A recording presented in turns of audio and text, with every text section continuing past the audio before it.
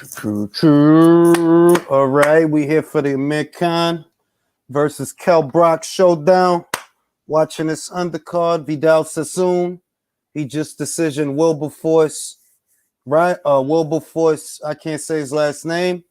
A combination of inexperience from Ridley and craftsmanship from the Namibian, because he knew how to survive. He knew to collapse the pocket, dive into a clinch, can't land no hard punches. He took some hard shots, but you got to give it to Wilberforce. He know how to survive. He knows how to survive. Punch Perfect was good. AJ was good. Jump Tube was good. Chris was good. Click and Hope was good. And yeah, man, combination of inexperience from Ridley and craftsmanship from Shahipo. Shout out to Shahipo. He survived. I thought he was going to go out. Credit to him. He know how to survive. That's a skill. That is a skill. It's a lot of crazy stuff going on, man. I heard some updates about the situation involving John Riel Casimiro and some egregious charges that are being levied against him in the Philippines in association to what could be, allegedly, the sexual assault of a minor. That's right. That's what's going on with that. And because of international law, like I said before, I don't know what's going to happen with that. I don't know if that's going to get in the way of the Paul Butler fight, because these charges are being levied against him in the Philippines, whereas he's here in America preparing for a fight in the UK. So I don't know if all of that is going to come to a head to where he can't travel to do the fight. Really don't know. Shout out to Danny. Danny's Dimensions was goody. I got Jonas on points, and I am picking with my heart. I am going to say that. I'm backing Natasha Jonas to outbox Chris Namis. So long as she stays on her feet, sticks and moves, plays at the angles, she could win a WBO title. And even though I'm not completely sold, I'm going with Amir Khan.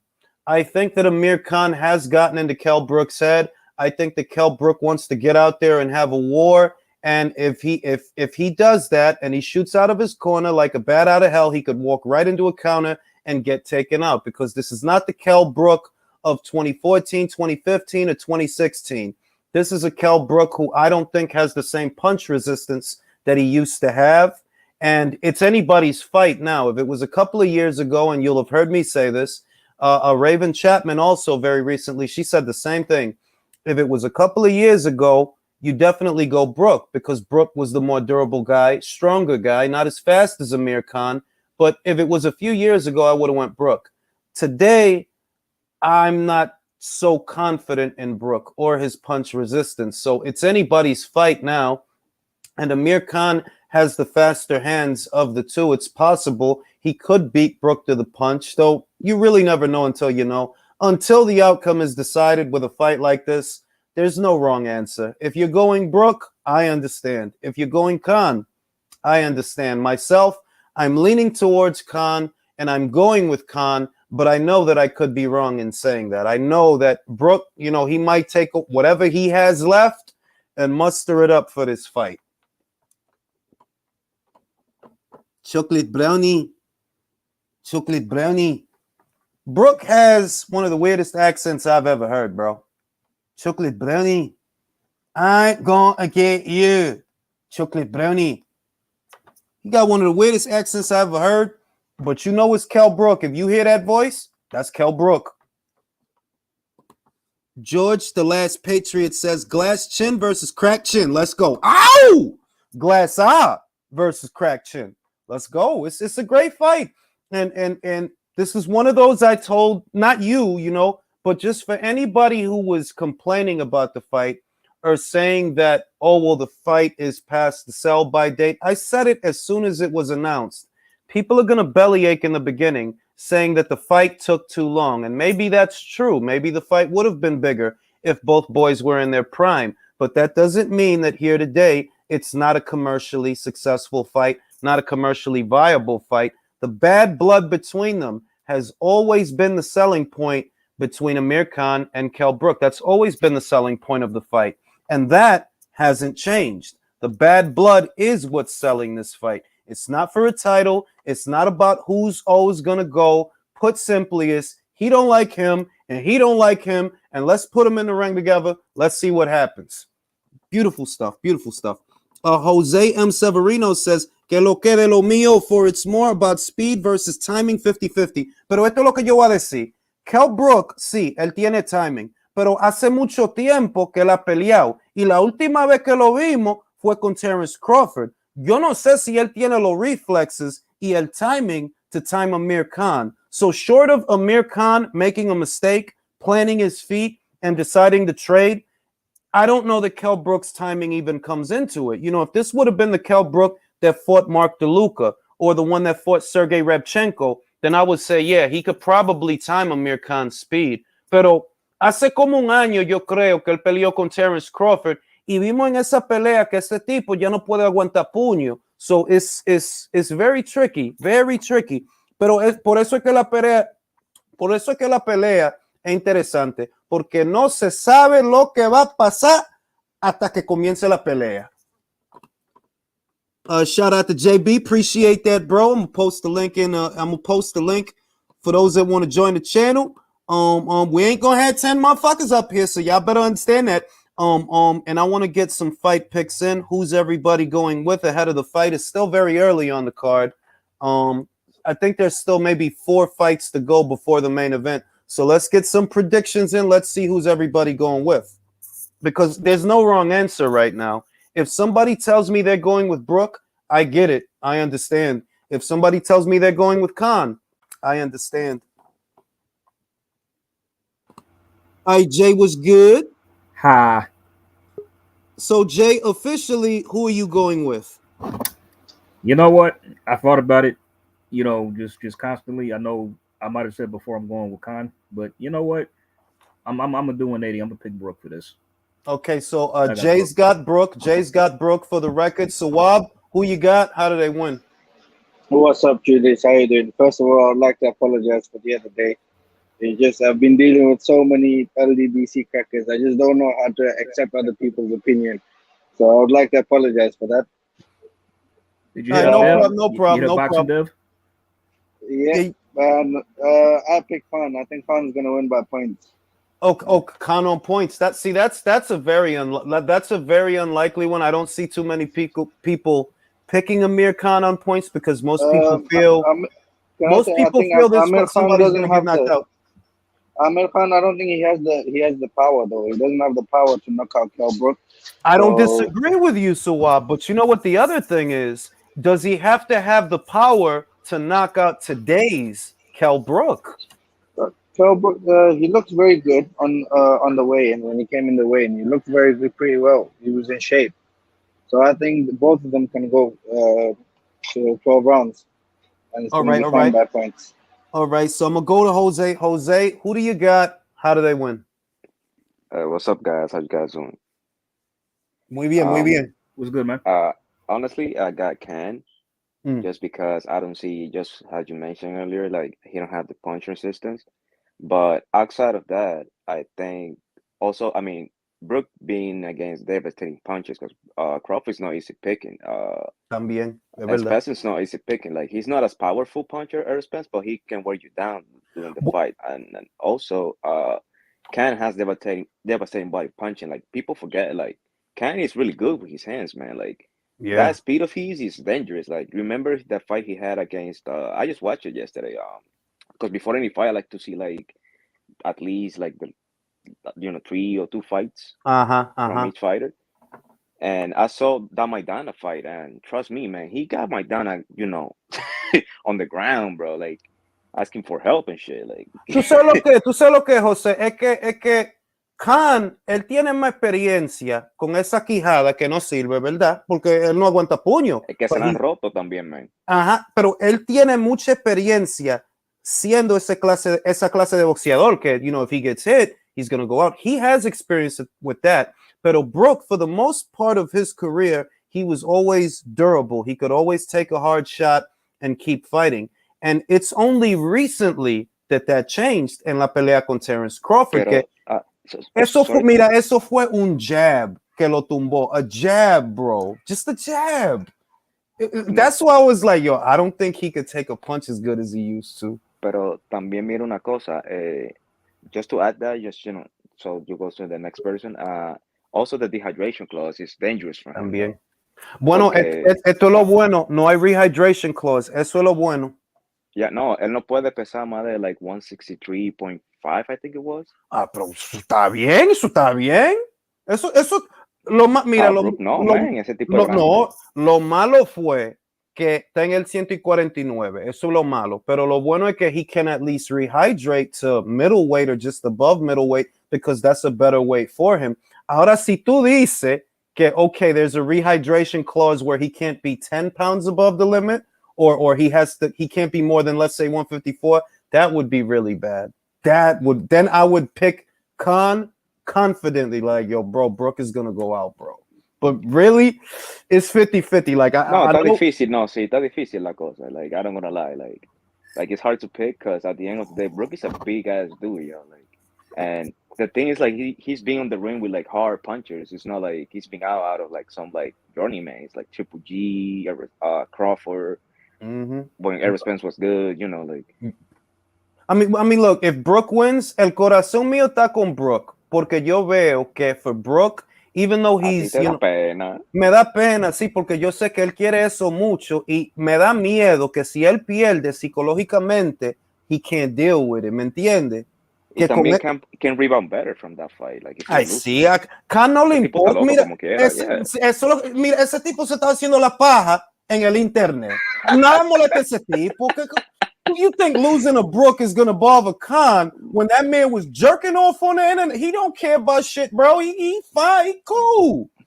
So there's a tipo no molesta ese tipo. Nació rico, like he don't care. Exactamente. Él no le importa. Él puede perder esta pelea, no le importa. I'm gonna go to Danny's dimensions. Danny, who you got winning this fight and why? Man, bro, this is real tough, man. It's so tough, man. It's a 50-50 fight for me. I'm gonna pick Khan, with reluctancy because we all know about Khan's chin, and it's almost like if you walk by his chin, he get knocked out. If you breathe on the chin. Oh shit! With Brook, just like you touched on, I mean the punch resistance of Brook. I didn't like his punch resistance, especially and particularly the Crawford fight when he got hit with the jab. Like the jab did that to you, bro. Exactly. I was like, what? I mean, remember, guys, he walked right into it too, so that maximized the damage. Yeah, it did maximize. It did, but this the same Brook, right? This the same Brook that was taking it to Golovkin, bro. Right. Like he had a chin, B. Damn, he just knocked the shit. Damn. He's out. He's out cold. He's done, bro. It's a wrap. Here we go. Finally, we got some knockouts on the card. Hey, listen, you don't get paid by the hour. He know all about that. Keep going, Danny. Keep going, Danny. So you got Khan and why? Yeah, I got Khan. I think that the Crawford being in the training camp might have helped Khan. That's learn some new different things. Yeah. Having Bomac as his trainer, which is Crawford's former trainer, might be a big key. And you know, I think Khan looks good in training, but we all know training is a facade. When you get into the ring, you know, you really got to show what you got. So I got Khan reluctantly, but I wouldn't be mad if Brook won the fight because Brook needs this more so than Khan. He does psychologically for his mental. Brook needs to fight more so than Khan. Yeah, I agree with that. Drew, who you got? How do they win? I like seeing Amir Khan getting knocked the fuck out. He's made a career of it, and it's always entertaining. But for bragging rights, I say I got to go with Khan because he's been through more. AJ took your girl. You got to walk around Sheffield and all of the UK with that on your head. So at least if he beats Brook, everybody will make fun of Brook that you lost to the Khan. You lost to Cut Khan. Khan, bro. Khan. Hey, Drew, you know, you heard what AJ said, didn't you? It wasn't me. It wasn't me. He did say that. He did say that. He denied it. I'm gonna go to Leo. Leo, who wins this fight and how? Leo. Yeah, Yeah, I agree with I'm Leo. here. I'm here. But who gonna win the fight, Leo? Leo was Who's pulling gonna a Dillian win? White. He didn't want to He was Dillian White. He didn't want to participate. He didn't want to participate in the promotion. Leo, He wants to you get gotta paid. have an answer. You gotta give us an answer, bro. You have to pay him, bro. I'll send him a super chat. Leo, who's gonna win this fight? I think Brook is gonna win this fight.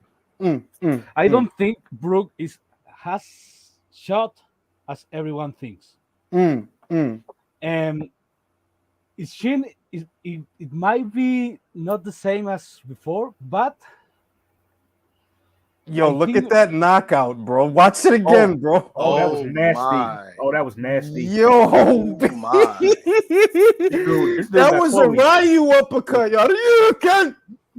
This dude got Chloe on his trunks. You better call Chloe after this. Let him know. So go ahead, Leo. You think that people are overstating the role of Brook's chinniness? Please elaborate. Okay, I don't think his chin is the problem. I think he's shell shocked. The thing is he cannot compete at the same level with these killers, these new guys in the block, guys like Crawford. At that time, guys like Spence and Golovkin, but you need a certain level to expose Khan. I mean Brook, and for Khan, I don't think you need a certain caliber of fighter to expose him. I think Brook has the necessary ingredients to beat the fuck out of Khan. Let me say this: that to Leo's point, he makes a good point. Because when Amir Khan fought Samuel Vargas as one of the first fights of his 3-fight Sky Sports Matchroom deal, Samuel Vargas dropped his ass, yo. And I'd be very confident in Khan if this was at 154.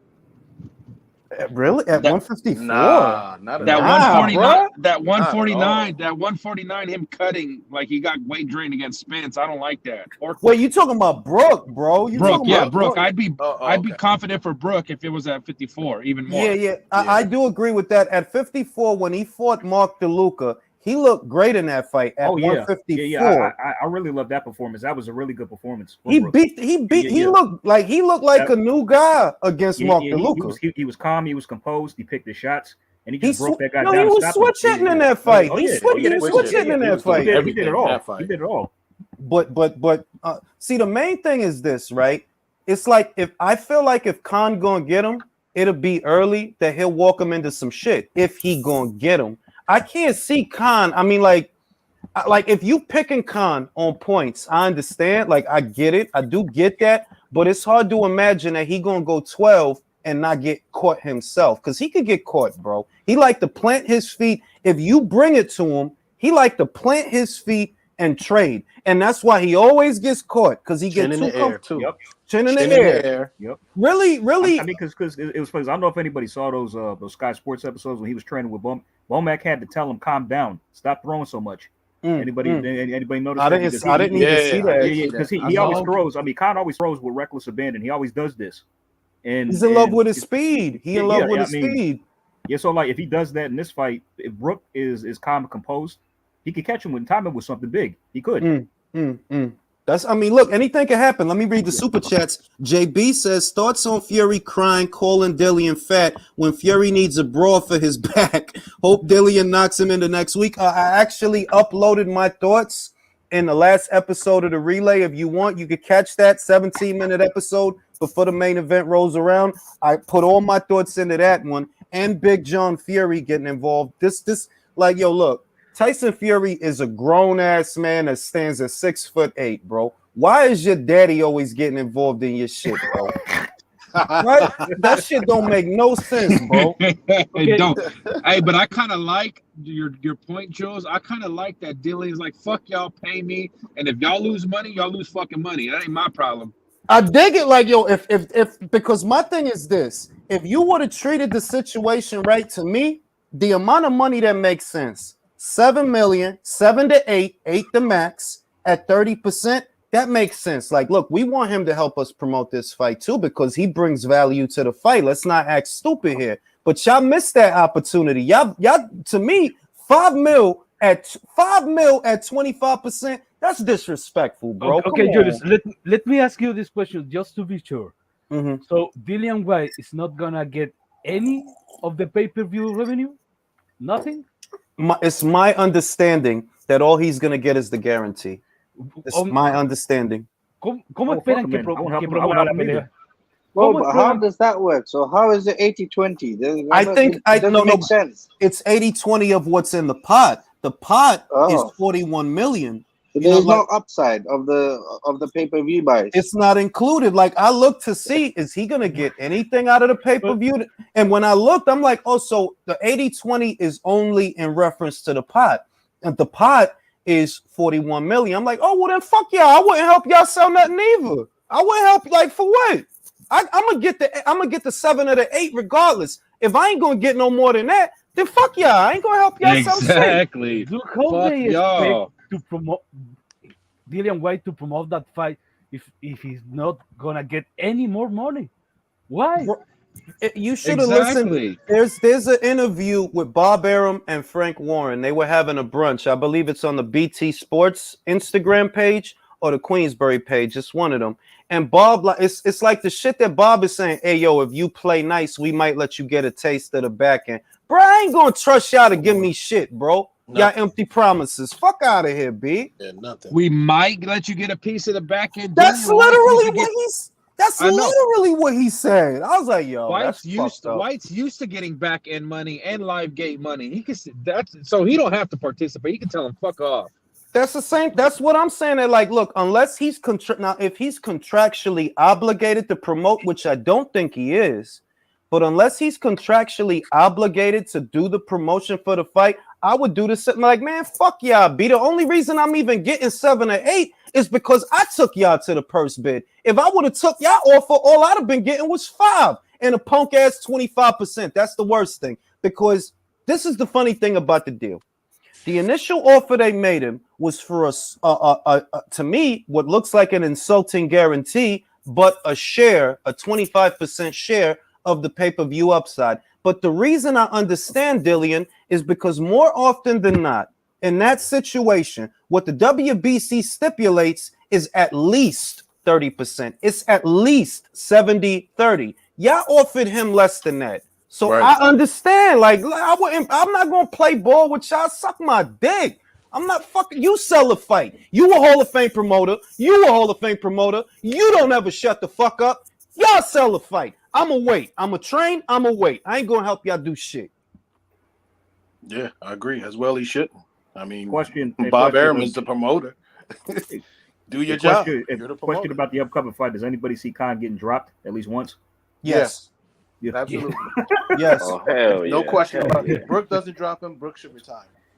Real shit. Because if Sammy Vargas could drop him, Brook should be able to get at least a knockdown. Like at But least. in contest to that, Samuel Vargas is now, like I guess he pick. He's like no es que no es fácil, pero Sammy pa welterweight. He's not tall and he's not long. So si él puede tocar Khan with all his movement and all his speed, then Brook should at least be able to touch him. Porque Brook es grandecito para welterweight. He's got good height, good reach, decent power. Sí, pero Khan es como like his body it's like ¿cómo se llama este muchacho, el pajarito este? Ryan Garcia. Like they look a lot like that. Like his body, like he's not like welterweight. He needs like all the advantages in the ring in order to like beat you. Mira, Amir Khan se parece como un pollo viejo en la carnicería. Una guinea. Ajá, una guinea. El cuerpo, he looked like an old chicken wing. Amir Khan. Have you ever been to the R, like those turkeys from over there? Like they look like way skinner from over here. Yeah, be like that's what he looked like an old ass piece of chicken. Like when I seen him at the weigh-in, I'm like, yo, this dude body look old, B. Like Brook look alright, like he look alright, better than I've seen him. Eso es lo que estaba diciendo más temprano. Like the difference, like between the wendering and shit, like it's not a big of a difference because like Amir Khan never had this huge body frame, anyways. And Brook is an enormous guy. Like he's huge. Like this dude went up like to 160, and he gave like some Golovkin some good punches, even though he took a huge beating. But you know, he hurt Golovkin. Y él es fuerte. He bladed his nose too. I remember. Él es fuertecito. Brook es fuertecito. Like Brook He took really. a lot of punches from Errol Spence when Errol Spence was like in his, when I believe in Errol Spence. Pero la culpa de la situación de Brook lo tiene Brook, porque él sabía que, mira, vete para el 154, manín. Vete para el 100 y quédate ahí. Don't even come back down for Crawford. You know you ain't going to win that fight. Don't even come back down for Crawford. Not even Crawford. As soon as like you lost against Errol Spence, my G, like move up, like bro. Like imagine that fight between him and Charlo. Like, bro, he did. That's the wild shit he did when he fought Sergey Rabchenko. That was at 54. When he fought Mark DeLuca, that was at 154. Then they started. Bro. Check el box rec. That was at junior middleweight. I was like, yo, he looks great. He looked great. That's what I'm saying. Because if he would have stayed up there, right? He could have had like a money fight with Tim Tszyu in Australia, like a money fight. Like, yo, I got a name, B. I'm fucking Kell Brook. If he would have never went down for the Crawford fight. It's not that deep though. Like he wouldn't be like bro, he wouldn't be like Harrison. Like I would have given a chance against Charlo. Like, ¿cómo se llama? Castaño. Mira, ponlo tú. Ponlo tú. See, if you take the Crawford fight out of the shit, right? Just say he fought Sergey Rabchenko. He fights Mark DeLuca, and he keeps fighting at 154. Vamos a decir que en vez de Crawford, él pelea con Liam Beefy Smith, ¿verdad? Él puede ganar esa pelea. En el 154, that's a good fight. Pero he's the one who decided, oh, no, yo voy a bajar para el 147 para Crawford. Oh, mistake. Two mistakes in his career. One is when he moved up to 160 to fight Golovkin. They did him a disservice. Number two is when he didn't stay at 54 and moved back down to, or when he went back and fought Spence. That's another mistake. Number three is Crawford.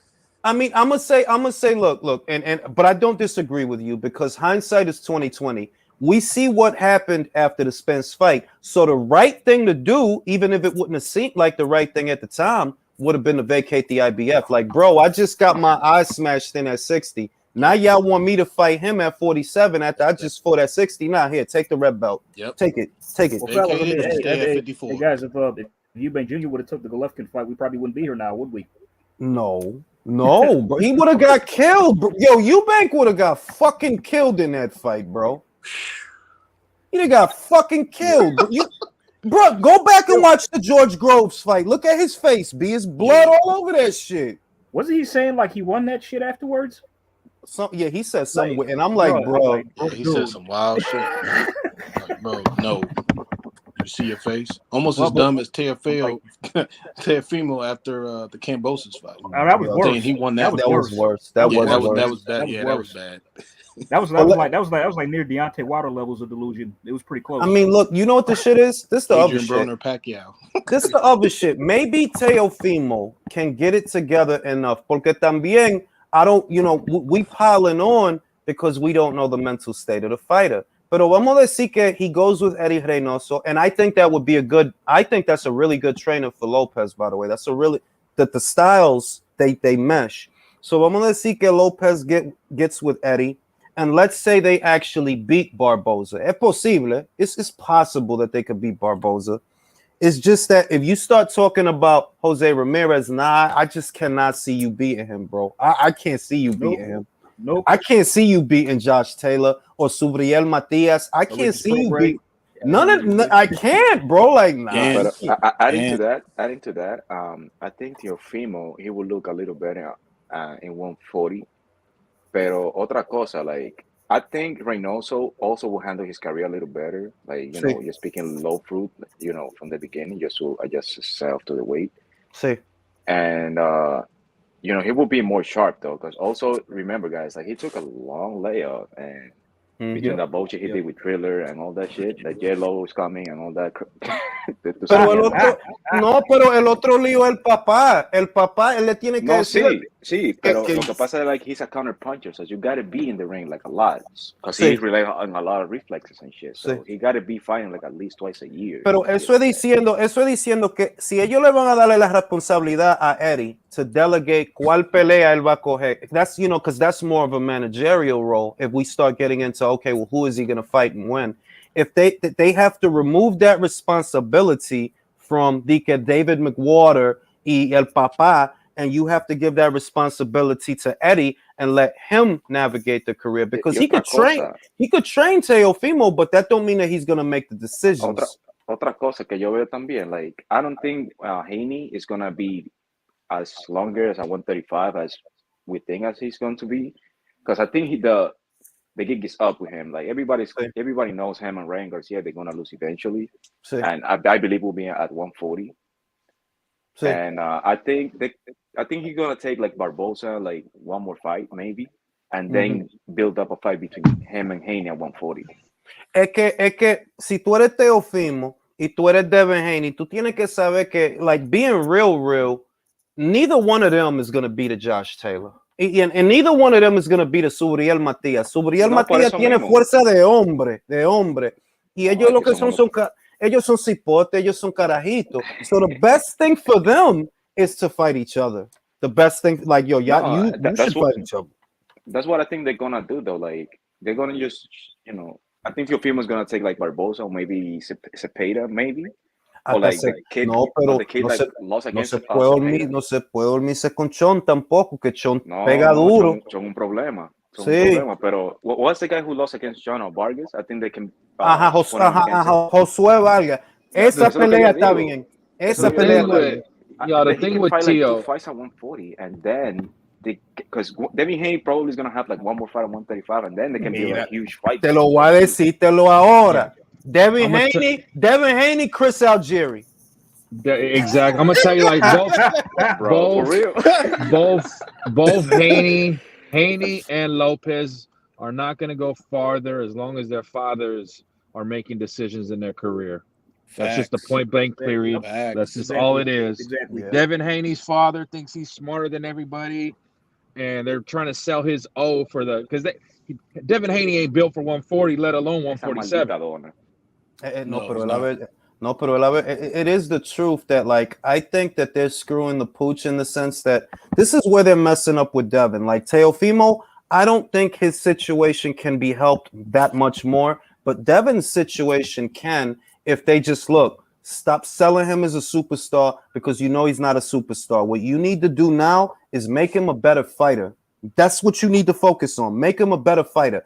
Get him out of the limelight. Get him out of the front. Let him have some fights in the back. All right. They ain't gonna be big fights, so don't be looking for no big money. They ain't gonna be big fights. What they need to do. Let me say this. What they need to do is focus on making him a better fighter now, so that when the big fights come at 140, he's ready. Because right now he's not ready. B. He's not ready.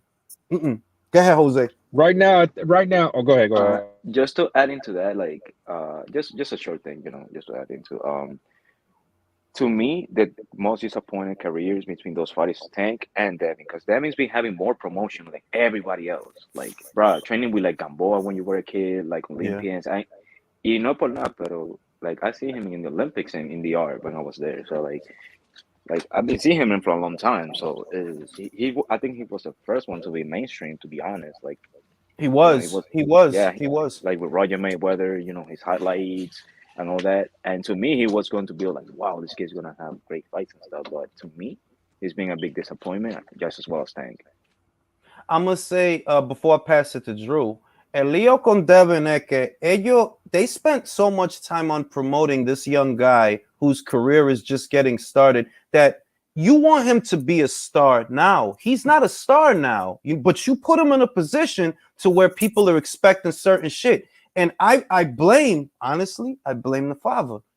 Chill, bro. Chill. Floyd was not a star at 23 and 24. No, he wasn't. He was great and he was experienced, but he didn't blow until the Oscar fight. That was later, bro. You keep trying to rush this kid. Oh no, he got to get paid this. Oh, he is like, chill, fam. Let him grow. Para mí el papá el problema. And the thing is, Devin Haney was hyped up to do all this, and look what happened with Bamrod. Devin Haney don't have a moment of glory like Bam does, where he took a risk.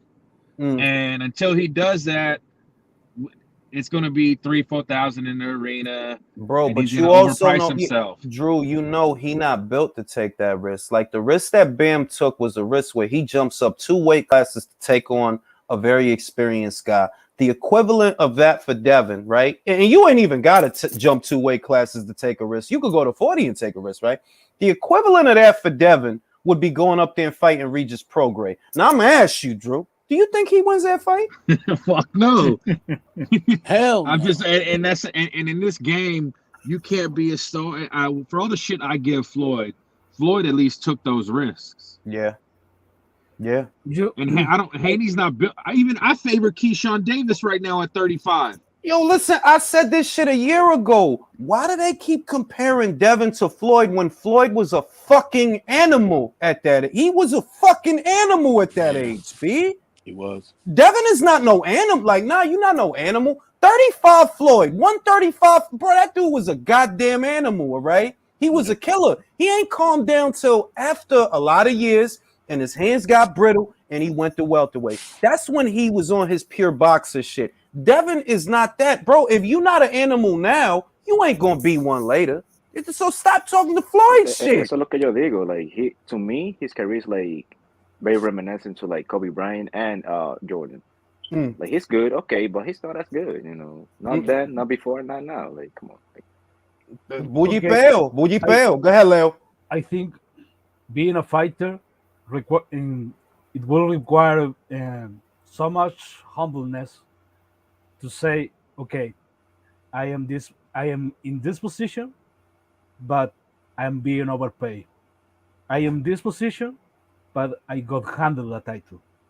I have not won all the praise or recognition some people are giving me.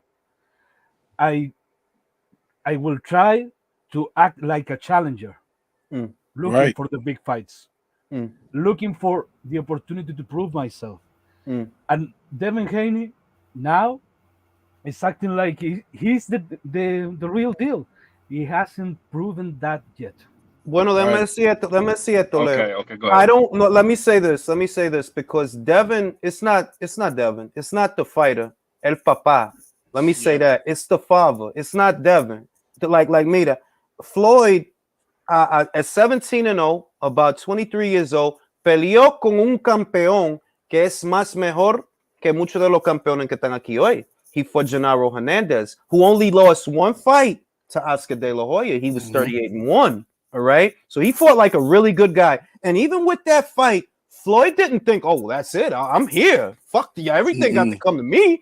But but you see, like Devin's dad is Devin's dad, bro. Like, bro, you got to chill. He not a star yet. Like, and I'm not even saying that like on some, oh yeah, let's clown Devin. I'm being real with you. Like, nah, that dude is not a star yet, bro. It's a lot of work to do. You want some other and shit. I know we get detractors on Twitter saying we haters. Like, no, I want Devin to be better and I want to support boxing. The problem is Devin wants to be a star, not a fighter. And if you guys go back to watch that Aegis interview, these guys don't have Aegis is a boxing manager. He takes on guys that want to be fighters. That's why he's got the Vargas brothers now. He doesn't have these problems. You know he got Casimiro? Oh, he got Casimiro, yeah. Like, That's look how the Aegis rumor. talks about the game. Look how Aegis talks about these guys want to fight. They know that they can't get $1 to $2 million every time they fight, but they want to fight. Also, And it makes his job easier. Trainer too. Hey, Jules, can I pick your brain right quick? Just about that. Like, what do you think a good coming out fight for Devin would be at 135? Like them to like cross over, you think? Okay, you gotta be willing to be. If I'm Devin, right? Like, just let me just put it another way because it's not as specific as a singular fight.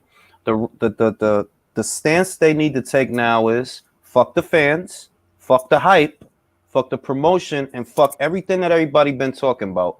My goal now has to be preparing myself for 140 pounds. If that means that I got to fight a couple of no-hopers while I get ready, so be it. If that means that I got to take short money for right now, so be it. Because what I need now is to be better. I need to be better than I've been at 135. Now, here's why.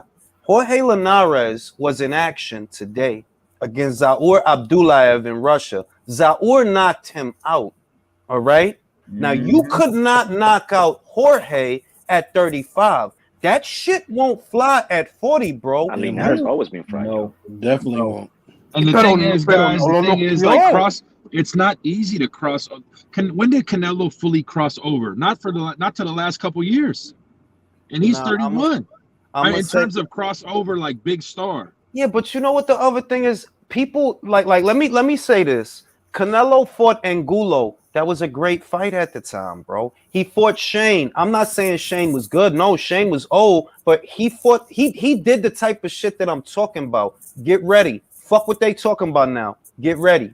You know what I mean? Get ready. Fight that old Shane. Get ready. You know what I mean? You got to do that. Like, take the lumps right now. Let them say what they want to say about you right now. Like, you remember, Marquez couldn't stop talking shit about Canelo in those days. Couldn't stop talking shit about Canelo. Let them talk, bro, right? But get ready, because the shit you on now, it ain't gonna pan out at 40, bro. You need to get better. Whatever you gotta do. You gotta take a little bit of peds. I ain't mad at that. I take peds every day. Nothing wrong with that. Devin could say, fuck it, I'm going to 140 and spend the next 3 or 4 fights fighting bums. I'm okay with that. I'm okay. Not mad at that at all. Hey, June, He's still young. this is the problem with this generation. This is the problem with this new era of generation boxers. They just want to be the A side. Look at Davis. Look at Haney. Look at Tio. They all look at There you go. Listen, look at Ryan. Ryan really feel like he A side or Bro, your biggest win is Luke Campbell. Let's correct that. The thing is, they want to be brands. What have you done to be a brand? People are look. Yeah, they want A-side moves American doing fighters. A-side things. It's American fighters. It is though. It is. It is it's American fighters. I mean, like the modern day American fighters. Now let me, for my English and UK on fam, right? Here's an example. Conor Ben is developing into an A-side fighter faster than Ryan and Devin. He's just doing it at welterweight. Now, what kind of fights is he having? He's 20-0 now, about 20-0, right?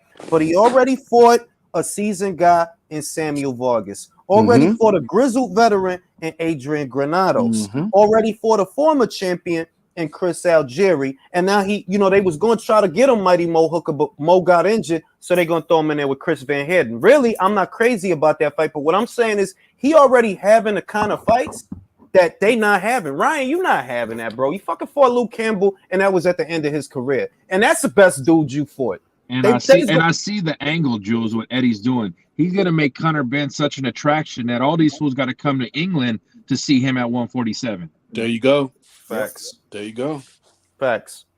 Like Ryan, and I believe this. I know that y'all could disagree with me on this, but I feel they were apprehensive about the Linares fight because if you know anything about boxing, one thing you know about Jorge, he's good. There's a high probability he's gonna land that right hand. There's a very good chance he's gonna land that right hand, and I don't think that Ryan would have took the shot as well as Devin took it. Devin didn't go down. Motherfuckers could say what they want. That he had stinky leg. Listen, motherfucker, he didn't go down. He didn't get dropped. If that would have been Ryan, he would have fucking went down, bro. Because Luke put you down, bro. Thank you. Boom. Luke. Fucking Ryan wants to make a biopic about his fucking Luke Campbell fight. That should tell you everything about that fucking Did you hear the casting? They gonna get Leonardo DiCaprio to play Luke Campbell, bro.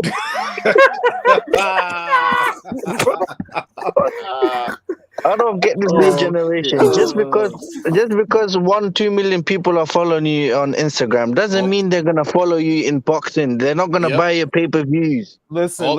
I saw the casting for the shit. Sean Connery gonna be Eddie Hearn.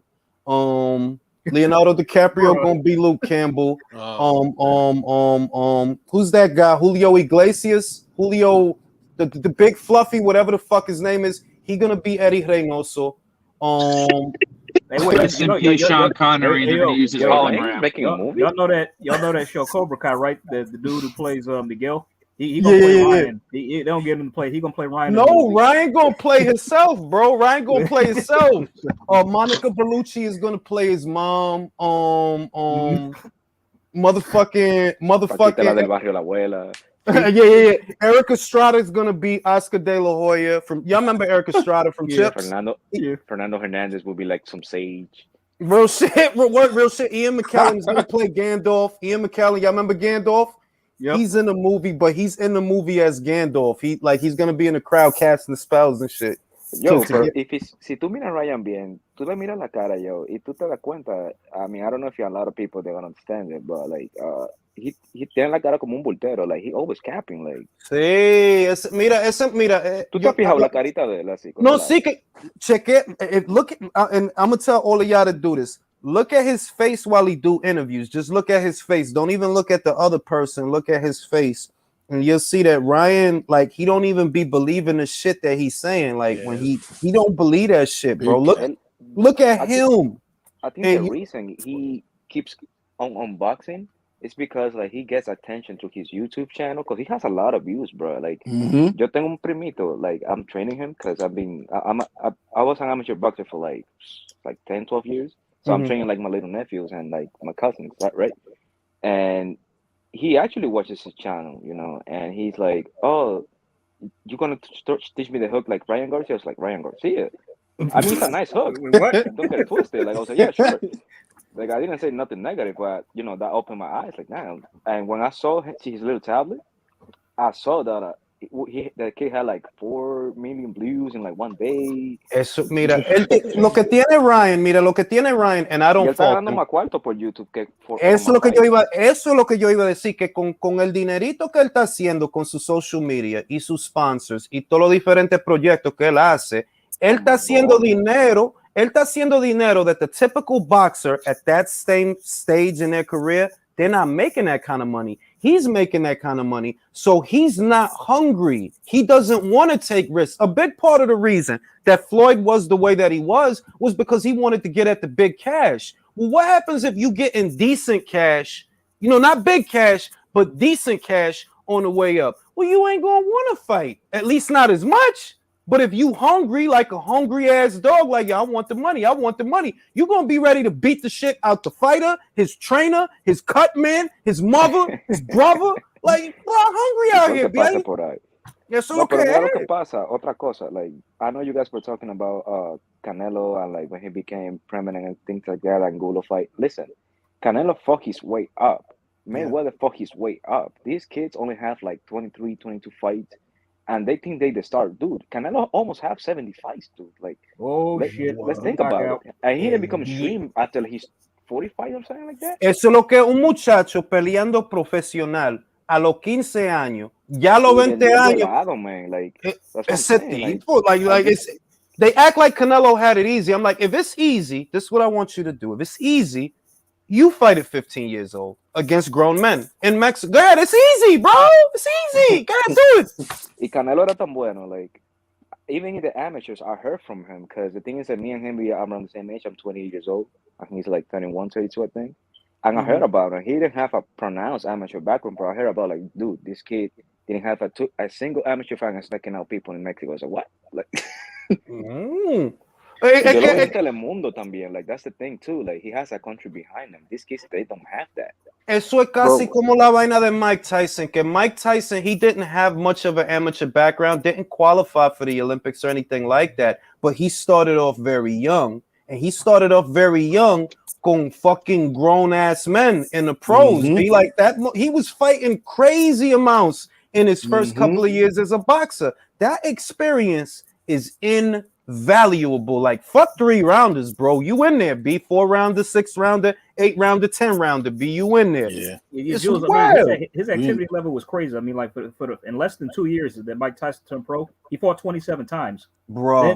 Then challenged that was like for the title. And you guys know, y'all know the fights that you know the fights that he went the distance with Mitch Bud Green and James Tillis. Those were a month apart. They were a month apart. Yeah. Bro, like tú te imaginas que Ryan Garcia lo corten en el ring, yo. Like that kid's gonna have a breakdown, bro. Like, oh my God. Eso fue lo, mira, yo te voy a decir. Yo no creo que nada le estaba pasando a ese muchacho que cuando él tenía que pelear con Fortuna. Para mí lo que fue que Fortuna is dangerous for you, bro. It's dangerous for Ryan. Yes, he's dangerous for you. I Y didn't tú say lo that. I actually sabes. fought Fortuna in the amateurs. Like he's Oh dangerous. wow. He's fucking. Mira, Fortuna is all wrong for Ryan. You know why? Because Fortuna tiene pegada. Y Fortuna For wants to anyone, crowd man. you. Fortuna wants to crowd you, get on the inside, make it rough. Ryan don't want to deal with that, I don't bro. fight dirty as well. Hey, es una pelea, coño. See, that's No, why. I mean, he's that's the main reason. That's the main reason I wanted to see the Isaac Cruz fight because I was curious on how Ryan would deal with that kind of pressure. Now I'm gonna tell you what. I'm gonna tell you what. And being real with you, it's not cap. I'm being real with you. I think he will knock out Isaac Cruz. I do. Because he wants the reason they wanted Isaac was the same reason that they chose Fonseca. If we get a little guy in here that he has to lunge with his jab, we could set him up for that same counter left hook. And we'll take him. Eso lo que es. Nobody want him to slide that way. They want tank in there. You know what I mean? Like that's the thing. Like he tries to do that. Like he's Golden Boy, but they're not letting him. Because the thing is, like right now, they want tank in there, like something that makes fucking sense. Like he can get him with his left hook, but the thing is, Cruz, he always tight, so it's hard to get there. That's true. That's true. Like lo bueno que tiene Cruz. Inside, I don't see Ryan Garcia doing anything because his defense is pedestrian. His footwork is atrocious. So he's a good offensive fighter, but he's a lot like Amir Khan.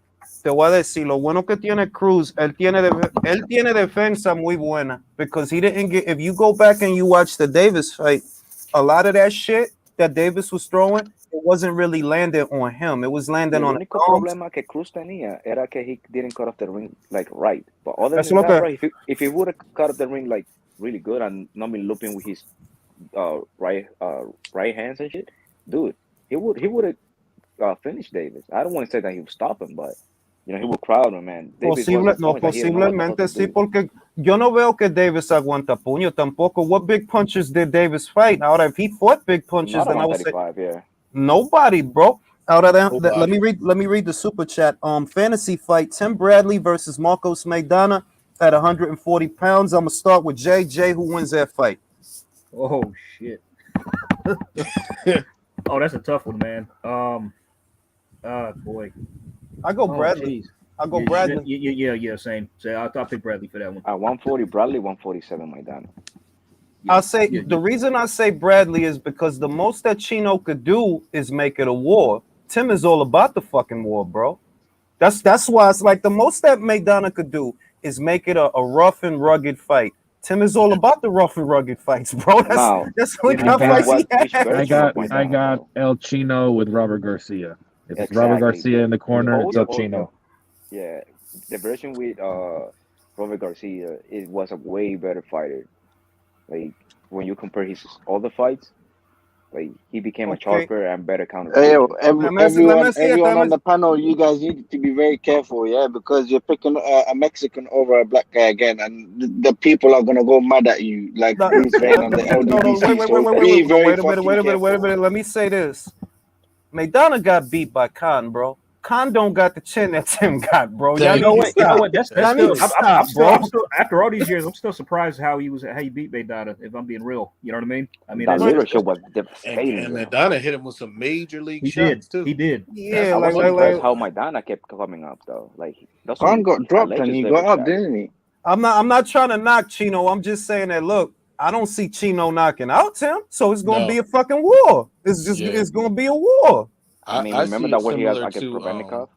Yeah, I see it similar to the Provodnikov fight.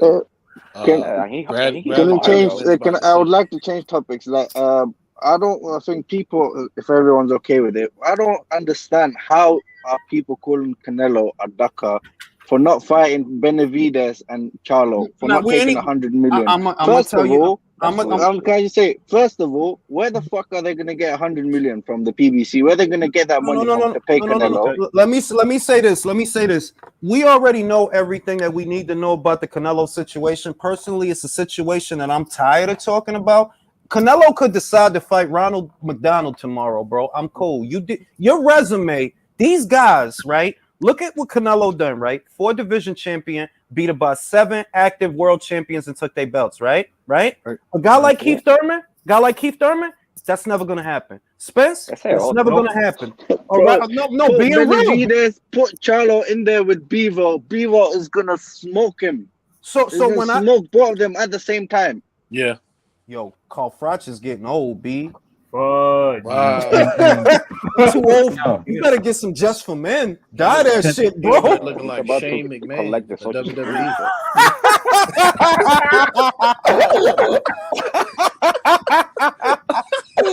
Yo, you really do though. And Canelo knows this. Did y'all see what he shared? He shared that post on his Instagram. He knows I'm about this. to, that. No, wait, and that's what. Listen, this is why I don't want to talk about it. The next episode of the relay is going to be about that. So I'm gonna save what I think for the next episode because I already said all I can say. I want to address that Instagram story from Canelo next episode of the relay. Okay, So I don't and want we're to here, and we're here. Nice. We want to know your opinion, and that's why we're here. You know what I mean? Yeah, I mean. I'm George. All right. Let me read the other super chat. Slick Rick says Brooks are against 3 top current pound for pound. Watch Leo. I don't really understand that. Appreciate the super chat though, bro, but I don't really understand that. Brook gonna sneeze out that nasal. Brook is gonna sneeze out that nasal spray and shatter Khan's jaw from 4 feet away, bruh. If you want me to be real, B. Let me be real with let me be real with y'all for a second. Let me be real with y'all for a second. If Dominic Ingle is comfortable drinking Cal's sweat, that was fucked up, man. Oh my god, bro, I threw up. Wow. I was eating at that time when he did that shit. I literally threw up, bro. Listen, B, whatever bodily fluids he be drinking, bro. Come on. Anybody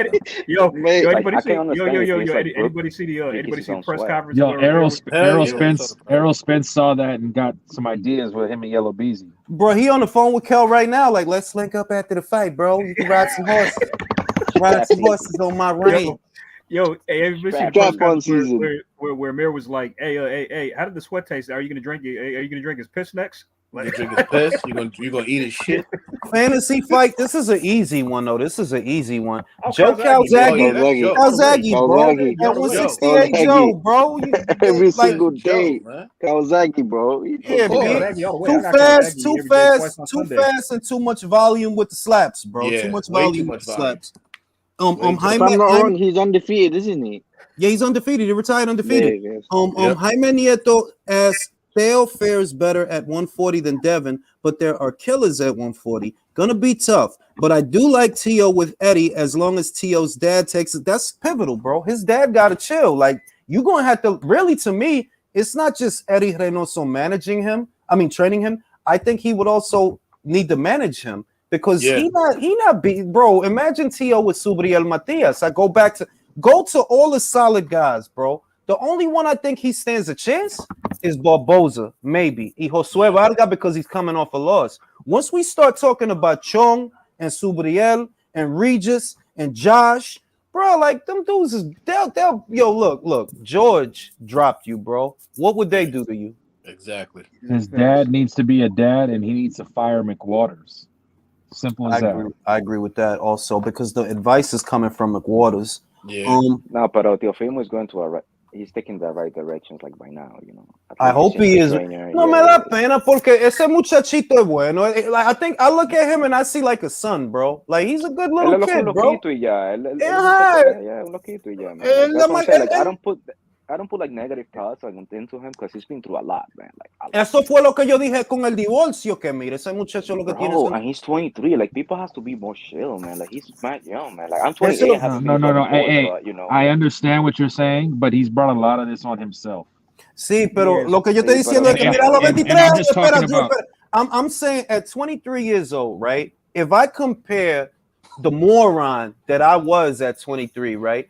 I gotta give Teofimo props in this sense. At 23, he did some real dope shit. Con todo eso cuarto. Exactamente. So it's like I gotta give him props for that. It's just that when you don't have the right people around you, and this is where we agree, Drew. He don't have the right people around him. Exactly, Julius. And I'm gonna give you another example. Comes back to my point. Drew, let me go. He was out here. He's out here in LA during Super Bowl. And I feel bad for the kid because he wants friends. He's trying to hang out with all the celebrities. and be on the scene. You can't be a star before you're a No, star, pero bro. You're es que not even made it yet. Sí, pero eso es porque él es jovencito, manín. A los 23, a los Sí, 23 man. años tú no conoces el mundo, the whole world. You don't know all of it yet at 23. And Mira he's otra cosa, Nope. man. Like, mira otra vaina, man. Remember, he only know have that divorce, man. Like, he's not even allowed to see his kids, man. That's a lot of shit, man. Like, I don't have kids myself, but that should be something, because that happened with my uncle at one time in his time, and he was depressed. Sí. Down, like, Hey, bro, Eso se he was like, siente como I get odio that aquí. part, yeah, but that man, has nothing to do with him firing Joey Gamache and his nutritionist, bro. But okay, and this is doing all all right. this Now, other stuff. I'm gonna put it another way, right? I put the blame of everything happening the way it happened on Teofimo's team. However, Teofimo, the fighter, what we also have to remember is the fighter's responsibility is to fight, no more, no less. Fight, win. Your manager is supposed to have you in mind. His manager, what I see is no, he doesn't have you in mind, bro. He's trying to come up off of you, but he don't have you in mind, because if he cared about you and he knew, yo, this kid was struggling to make weight before the Lomachenko fight, we can't have him sitting around here fucking waiting for a little bit more money from Triller. Now, let's get the fight done. Let's do it at the price the Top Rank want to do it, and we go forward. Mira otra vaina también. Like, he was struggling to make weight, not only because his body's like huge and shit when you compare when he started his career, but all the thing is because he's been like 8 years on that weight class. Yeah. But also, let's understand this: like, he was going through that divorce in the pandemic, in the between like the Thriller shit, and he lost a lot of money, man. So he couldn't like train with like a conditioning training and like pay a match. So he has to settle with his dad. I seen him at all the fights, spending money, buying jewelry, blowing the shit. Drew, I'm gonna ask you, at 23, esto es lo que yo estoy diciendo, a los 23 años, yo no tenía la mentalidad que yo tenía a los 25 años. I'm a Capricorn, no. As crazy as it sounds, yeah. Julius, do you know why these people, this new generation, is the way they are right now? It's because I think they look up to the golden era and the people above them. They really want to achieve what they did. So that's what I think. They think they made it just because they have one fight. They made it. They want shortcut. No. The difference. Wait. Let me say this.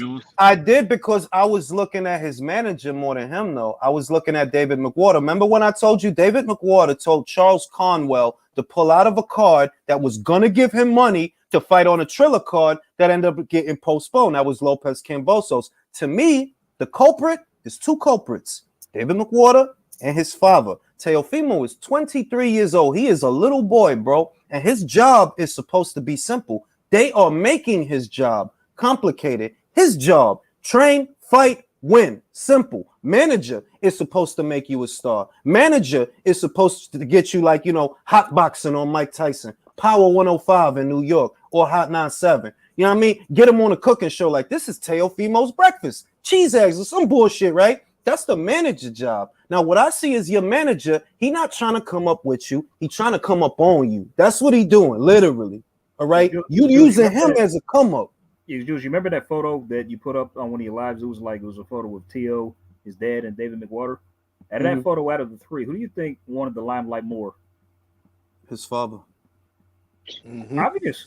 Smiling like he hogging the photo. It's literally like the photo is going to be of us, but then the TLC jumped in with 5 seconds before. And I'm gonna say this, fellas, in regards to his personal life, it's the only time I'm gonna comment on it. How do we know his wife didn't say that about his dad and his manager, and it pissed him off? We don't know the story. No. Look. All I'm saying is, at 23 years old, right? I'm telling you, at 23, I was a dickhead, like super dickhead, doing super dumb shit, right? What I wasn't doing was making $1 million off of fights and shit, so I can't knock him too much. But I put the blame on his team, I do, and him to some degree, right? Because you got to take ownership of your career also. That's always a part of it.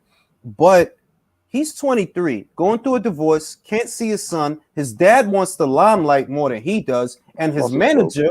And his manager is working, I think, against him. Like, bro, how do you think it's a good idea for this kid that's 23, who you can see he got muscle? You gonna keep him at 35? Think about what the plan was, Drew. Do the Cambosos fight that took a year, then fight Haney, right? So you was gonna leave him at 35. So you don't give a fuck about him because you knew he was struggling to make that weight. You knew that shit.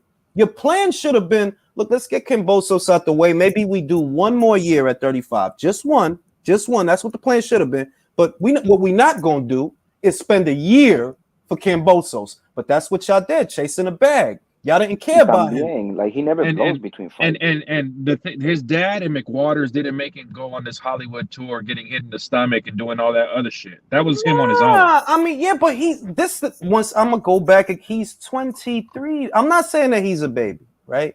Feel me on this. I'm not saying because at 23 you a man, but you're not a man, and we all know that, bro. At 23 years old, you're not no man. The same way Devin is a little boy, bro. He not a man. Tio is a little boy. He not a man. Now Ryan, I can't relate to Ryan. I just see him and don't like, you know the feeling you get when you see a water bug. That's how I feel when I see like. Yeah. And it goes back to, like Joe said, it goes back to the team, though, because look at Virgil Ortiz. He's younger than them, but Virgil wants to get it done in the ring first. Fuck all that other shit. Now let me fuck going to hang out with Tyson. Fuck going to hang out He cut from a different cloth, and you know why Virgil cut from a different cloth? Y'all gonna laugh. Virgil got music in the soul.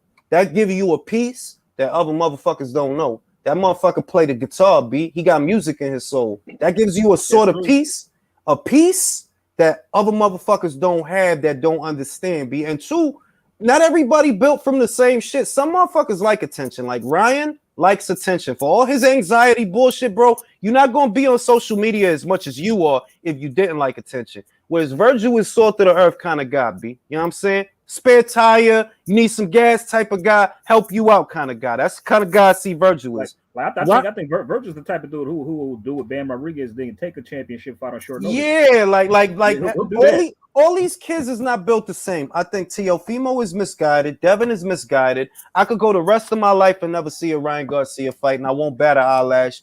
And Virgil is the right combination of shit. You know, he's the right combination of shit. Dude, it comes back to my point. Like I said, he doesn't mind being the B side. These other kids, they want to be the A side. They want to be Floyd Mayweather. Yeah, and Garcia is just saying, I'm taking the step that Mayweather took. Mayweather, you can't, like, for example, hold on. For example, it's not like, all right, look at everything that happened with Devin. Whose quotes are those talking about let's change the narrative from the fight being in Australia? Is that Devin saying that? No, it's his father. All right. The advice that Teofimo got, was that Teofimo just acting on his own by himself? No, that's his father and his manager. You know what I mean? That's why I'm like, it's your fault in a way because it's your team. But I know that all of that ain't come from you because you're 23. Like Davis. So did Haney lose his opportunity to fight George? I mean, it's kind of obvious that he did, unless Eddie Hearn pull a Hail Mary and just offer Georgia, make Georgia offer. He can't refuse it. Looks like it's a done deal. More importantly, we passed it because now the WBO have ordered the fight, right? And that changes things significantly. Since they ordered the fight with Lomachenko, now you're not just dealing with George. You have to pay Loma to step aside, and that's not happening. That was the unification, though, isn't it, for the real undisputed? Because the WBO, they don't see the franchise. Bro, I'm telling you, the difference between before and now is they didn't order the fight. So you got time to where you don't need to appease Lomachenko. And I've been saying it for months. As soon as they order that fight, it's over. There's not enough step aside money you can offer Loma to step aside. It won't happen. You can't just go around him. I understand that, but to my point, I was saying it's a unification, isn't it? With the unification trumps mandatory, doesn't it? This is why I'm telling you this, Sawab. Even with that, you need the green light from the mandatory. Look at what happened with Spence and Ugas, right? They needed for Stanionis to let them fight. They needed him to step aside. Now, they got him to step aside. But if he didn't feel like stepping aside and his people didn't want to play ball, that shit don't happen. It don't happen. For example, y'all remember how Wilder refused to step aside when Klitschko was trying to unify with Bermain? Yep. See, same thing. Povetkin, Povetkin stepped aside. He was willing to step aside 2 times. The first time he already stepped aside to allow the Joseph Parker fight. The second time he was willing to step aside to allow Joshua versus Wilder. We know that the fight didn't materialize because Wilder sat on the contract, and the WBA are the ones that put him on blast. That's not me. That's not Eddie Hearn. That's not Anthony Joshua. The WBA themselves said, look, we allowed you an extension to sign a contract. You didn't sign a contract, so now you have to fight Povetkin, right? In other words, you need the mandatory to step aside. Then you can petition for an exemption to the mandatory, but only if the mandatory plays ball, only if he steps aside. Now, the WBO have already ordered the fight. So in order for you to get George in the ring now, you have to get Loma to step aside. That's not happening. It's not happening, bro. It's not stepping aside. At this point, all George can do is fight Loma or drop the brown belt. It's over. Bye, George. That's all he could do at this point. That's why I said it since the end. I said it since George won the belt. Yo, Devin has a limited window to do the fight, and he better do it fast because as soon as they order this thing between him and Loma, it's over. It's over. And it was clear from the jump that Haney and his team didn't want the fight because they weren't the A side. Point blank, period. I mean, I think that Bill fucked it up, if you want me to be real. I think Bill fucked it up because his story don't make sense. Devin said, I'm willing to go to Australia. I'm willing to go to Jupiter, right? But what Bill say don't match what Devin was saying. If Devin's saying, I'm willing to go, why is your father saying, well, we got to change the narrative from the fight? What you mean? It's not a narrative, bro. Those is George's belts you want, right?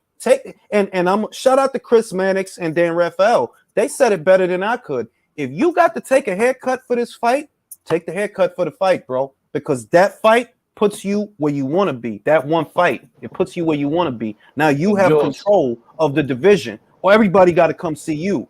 All right, period. Jules, it sounded like Haney's dad and them felt some type of way about George getting more money for this fight than Haney would. Oh well.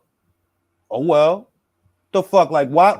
This the other shit. I understand Eddie Hearn and DAZN and Matchroom wanted to make an imprint in the American market. That's a big part of the reason that Devin started getting so much money, because it ain't his marquee value. You're not good for that bread, bro. And somebody need to tell you that the money you've been getting, you're not good for that bread, bro. You're not. We ain't gonna get it back if we give it to you, right? But now this, you need to sacrifice, all right? You need to sacrifice. How Floyd sacrificed weight and acquiesced to demands with Oscar, you need to sacrifice. You don't, or you either you or your dad, which I believe is your dad. You don't want to sacrifice. You want to haggle. All right, fucking haggle, bro. Go ahead. Waste your time. Haggle.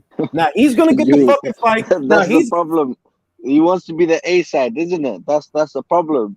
They think that listen. Please. They think that everything has to be a haggling. Like, yo, dog. You know, in here, that kid is not a marquee fighter. What the fuck are you doing, bro? He's not a marquee fighter. He's not. Just because Eddie willing to fuck off some money, that don't mean he a marquee fighter. It doesn't mean that, because he not good for the money that he getting. Now, you have a chance to make him good for that money, and you want to go ahead, haggle, bro. Take your time. Take your time. Ain't this the shit that I've been saying? If you don't do this fight quick, Loma's going to get involved. The WBO is going to get involved. When they get involved, it's over. It's over. Yeah, I mean, partially it's funny because Eddie Matchroom is they're partly to blame for this, because let's just say they never overpaid Devin in the first place. Maybe he would be a little bit more appreciative. No, see, this is the thing. I understood. Like, if you was making good money, right? I'm not against nobody coming up, but you got to know how to play the game. Like, look, you got to tell them. You got to pull them to the side. See, look, Devin, you've been getting paid good money because of this, right? Now here, for us to get to the next stage of your career, you gotta take a haircut, bro. We gonna have to take a little L because we believe in you. We know all we gotta do is put you in the ring with him and you win. All right, that's all we gotta focus on right now. You might have to take some short money right quick. You might, but this is for the next chapter of your career. You gotta be real with him. What you don't do is fuck off time, because everybody think they got time. Fuck off all this time from the time he beat Lopez till now. Fucking off, doing interviews, saying shit like, "Hey, bro, go ahead, take your time, bro." Ain't this the shit that I said was gonna happen? Like, yo, dog, if y'all don't do this fight quick, Loma gonna crash the party, and once he get there, it's over for y'all. It's over, y'all. It's over. I don't know what you gonna do now. Now let me read the super chats. Deed says Khan and Brook KO each other via headbutt. Osvaldo says, is Virgil the best Golden Boy fighter currently? Yes, in my opinion, he is. In my opinion, he is. By the way, speaking of which, about T.O.'s 140 potential, does he fight Joe Sue at some point? Who? Joe Sue. Joe Sue. Yeah, Joe Sue, the guy who got taken out by Cepeda in the first round. Joe Sue. Oh, Josue. I mean, look, no. Josue, like, to me, that's the best fight for T.O. I know that they talking about Barboza, but to me, the fight that makes sense is, look, Josue is coming off a loss. You coming off a loss. Y'all both from New York. We could do it at the Hulu Theater on some New York shit, right? Do that. Because to me, Barboza, that's not the right fight. Unless you want him to fail, that's not the right fight. A lot of shit, though. But look, this is what you do. Have Barboza on the undercard. Let Josue and T.O. fight, because they both coming off of L's. They got to get back in the winner's bracket. Do that. Whoever want to fight, get Barboza. Nice. Josue Parker's a skilled fighter, though. Like, it's not a slouch. He just got caught. But he's a good fighter.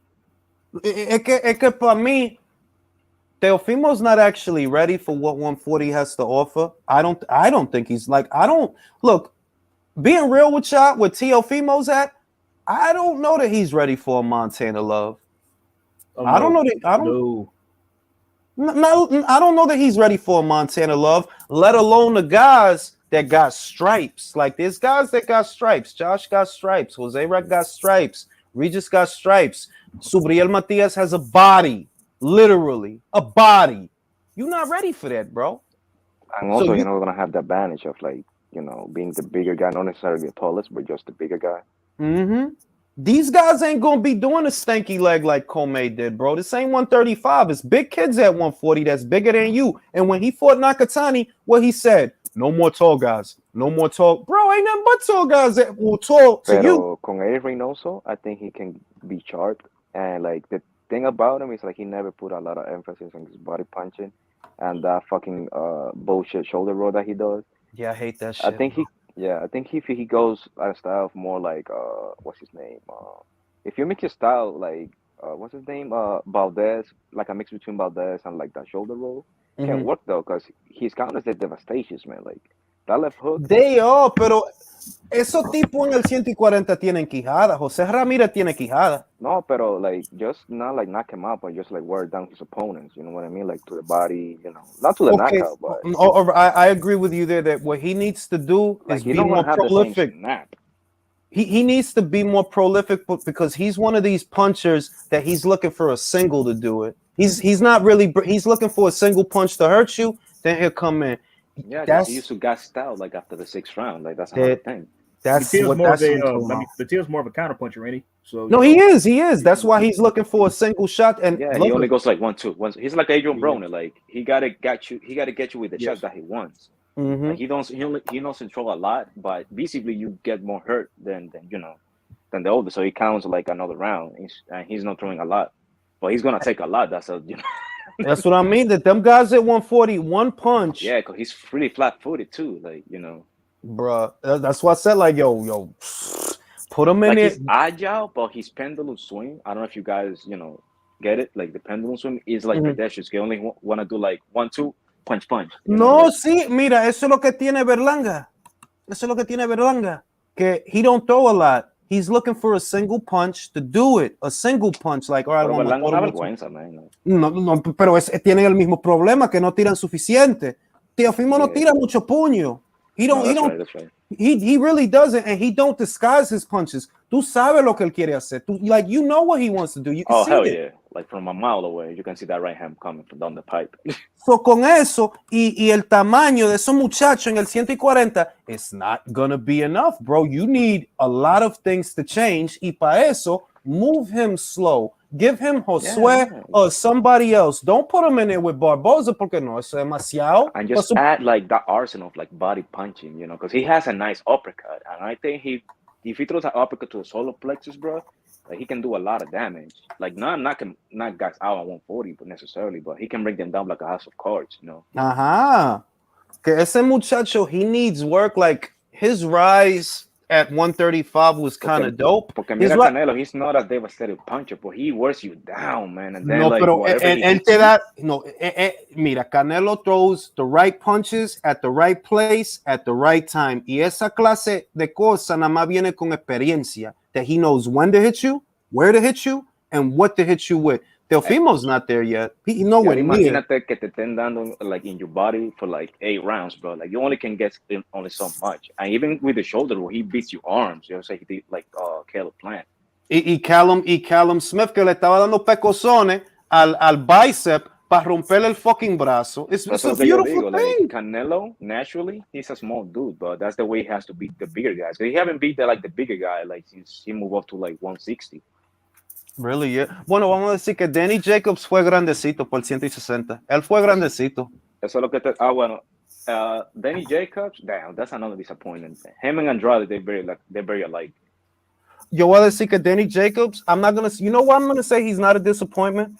Porque él estaba en peleas que fueron muy buenas. Like la pelea con Peter Quillen, esa pelea estaba buena. La pelea con Golovkin. Él tiene buena pelea, pero he was supposed to be a 3-dimensional world champ already. You know what I mean? Like, okay.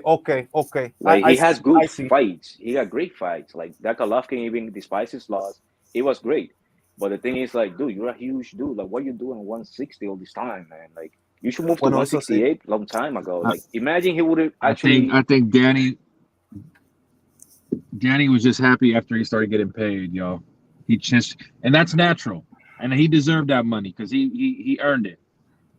I would say that the move that Danny did was the move that anybody would have did, que si tú sabes que el dinero está en el 160, bueno, tú te quedas en el 160. You know what I mean? Porque eso fue lo que Golovkin hizo también. He could have moved up to 68, pero él sabía, aquí está Miguel Cotto, aquí está Canelo Álvarez. Yo no me voy para allá arriba a buscar quién. Pero que él no peleó con And where would Danny's career be if he stood with PBC? Broke and complaining. Real shit. Real shit. Real shit. Like he would be like Charlo. He'd be attacking his family members. Like I should have went to fucking Eddie. I should have went to Eddie. God damn it. Should have took that money. Yo, mira la diferencia between the twins though. Like that's crazy. Like I think the problem they're gonna twist it. Like son como locos los dos, but like one of them. No, pero Jermel es más calmadito. Jermel es más calmadito que Jermel. Jermel, ese tipo tiene problemas psicológicos. Go ahead, Leo. Porque el chiquito para mí nada más el problema es como he doesn't learn and doesn't listen in the ring. But other than that, he's up to his game. You know, he's always in shape and shit. Yo le di su chance a Jermel por la pelea con John Jackson. That's when I said, nah, he's better than he's given credit for because he was fucking losing that fight. And he knocked Jackson out. He was losing that fucking fight. But he took that loss against Harrison really well. Like, you know what I mean? Like, he was not bitching or nothing. He was okay. I just got him in the rematch. Otra pelea. Well, to me, él está perdiendo la revancha. He was losing that shit, but he pulled it out. I want to say, Mel handled the loss after he cried in the ring. Yeah. But sometimes you need to cry. But I still give him props because I think that if it's down to the wire, he could pull it out and get it done. That's why I think he gonna knock out Castaño. Especially if Castaño really injured, he gonna knock him out, bro. Yeah, he gonna knock him out. He was losing the Harrison match too, and then he knocked him out. Mm-hmm. Jules, what do you think of Munguia? Has he overgrown that weight? I think it can't be that because he hasn't even been there. I don't even know with Munguia, but he looked bad, bro. He looked like Richie. He looked like Richie. I said it on Twitter. He looked like Richie Valens before the plane crash. Baila, bailar la bamba. Necesito una poca de gracia. Yo, he looked like an old school salsero, yo. Bro, real shit, yo. Like, I don't know, like you see him, and you know what's something wrong with him. Like, yo, what's going on? Like something just not right. Mira, se pareció como Elvis Crespo. Suavemente, bésame. Me quiero sentir tus labios. If his hair was a little bit longer, Elvis Crespo. Real shit, yo. You know what he looks like? He kind of looks like a slightly lesser, like, version of Wilder Valderrama. Nah, he looked like Tom Pope. We gonna be if he really looked like somebody, it's Tom Pope, just with a lot of hair. Oh yeah, if he shaved his head and grew a Mongolian, dead on Dong Po. My Lee, good fuck. My Lee, good. You bleed like I mean, my also Lee. he probably just taking like a different training, you know, like because he looked very flat-footed against what's his name, Rosado. Yeah, he He did. probably just taking another like type of training and just thinking in a positive way. Pero para mí, I'm starting to wonder about his punch a little bit, just a little bit, porque Takeshi Nui, el japonés, él le dio a Tim Tszyu mucho respeto a la pegada de Tim Tszyu, pero como un guía, he was froggy as fuck, bro. Like he was getting hit and he's still coming forward with Tim Tszyu. The thing about Munguia, I mean, Munguia has like he wears you down, but the thing is like against guys like Munguia, you get used to his power after a while. Like he's good, he got power, but the thing is like if you are like international level, like let's say Rosado can take all those punches, like even those crazy uppercuts, like he was eating them punches. But the thing is, I don't know where él tira los puños la misma manera. He throws the punches with the same intensity. He doesn't have another gear, so. He doesn't disguise, like no hay mucho chance que él te va a dar con un contragolpe. It's not gonna happen. Sí, like he's él nada más te va a tirar 1-2 up the crazy and looping ass uppercut. Like Y por eso es que a lot of guys it's like it's kind of like they time him. They know when he's about to let him go. They cover up. They survive the salvo, and then it's almost like they're taking turns because him and Gabe was taking turns. Faster, if Rosado would be a little like a bit faster, would have caught him with that right hand and would have like knocked his ass out.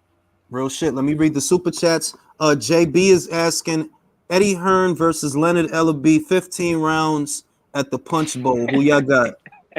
I got Hearn by a first round knockout. Eddie has a good chin. He just don't have much of a strong right hand, but he got a good chin, good jab. I go Hearn decision on Ellaby. Eddie will take him to deep waters and drown him inside 9 rounds. 9 rounds. And Ellaby ain't got the fight stamina. happens, I hope Hearn spit on his face, man, on Hearn's face like at the end of the round or something like that. Real shit, yo. That'll be looking at. Ellaby is gonna take a dive for money. Canelo and Reynoso will train Eddie, and he'll come out with a sombrero into some Vicente Fernandez. Vicente Fernandez. Ya tú sabes. Jaime Nieto says people all up in their arms because they say Devin getting froze out because he's independent. Yet are cool with PBC doing the same to Bud because he won't go sign with them. El otro lío, Jaime, que yo no le están ofreciéndole nada, Bud. Ya que él es free agent, where are the offers from the PBC to Bud to bring him over? They don't bring him over. ¿Y tú sabes por qué? They can't pay him, bro. He just came off of ESPN que le están pagando 4,000, 5,000, 6,000 per fight. They're not gonna pay him that, bro. They not, and they know that. Like, guaranteed purses, man. That's another thing. Though. Even Ellaby said we ain't paying Devin what he's getting paid, bro. Like that's why I said, like, yo, don't listen to me. When I post a video and I'm showing you what Leonard said, read the quotes, listen to the audio, and watch the video. You have Leonard Ellaby on camera saying that we ain't gonna pay him that. You told me everything I needed to know just with that. Because ain't you the fucking money team that got money, Green, money. No, you ain't got no fucking money, B. What you paying Davis? 2 mil per fight at most. At most. Yo, like when you see like Top Rank, like everybody shits on Top Rank, but the thing about Top Rank, I mean they're on the bullshit too, like everyone else. But the thing is, like you have to prove your star in order to get the deals. Yep. Like let's see, Crawford. Crawford got guaranteed money, like more than a lot of these fucking welterweights. At 140, he got like. Tengo años diciendo esa misma vaina. Bro, he got like 5 mil to fight in Dongo at 140. Dime tú. Ellos le garantizado a Errol Spence when he fought Porter. Did he get 6 mil guaranteed up front? He got 2. No, he got 2, bro. Maybe. I mean, when Crawford fought Porter, that's how he got 6 mil. Yo, stupid. Yo me emocioné con esa vaina, man. Oh, he got the gel blaster? No, I got the shotty. I still got the shotty. Yo, you know what's crazy? Like, actually, saw one of those ads because I was not like aware of it. And like my nephew read it, and he was like, "The king of boxing, king of jelly blast." When he read that shit, I was like, "What?" Because when you read it, like sounds different when like you heard somebody read it. Sounds different. And he did like in slow motion, like el rey del boxeo, like the king of boxing. Oye, men, tú no viste que y sin recortar la foto, G. El tipo que él iba a pelear en Dubai este mes, it's over, bro. They canceled that shit, bro, porque la reputación de ese tipo está en el piso con la vaina de Logan Paul, que Logan is saying you didn't pay him. Otra vaina, loco. Like, think about that. Like, you're selling a gel, you know, you're yeah, selling a gel sorry, blaster. Do you know that Logan Paul and that guy Rashid, they're very good friends. They met in Dubai, so they're very good friends. No, he's talking about Money Kids. He's talking about Money Kicks. Yeah.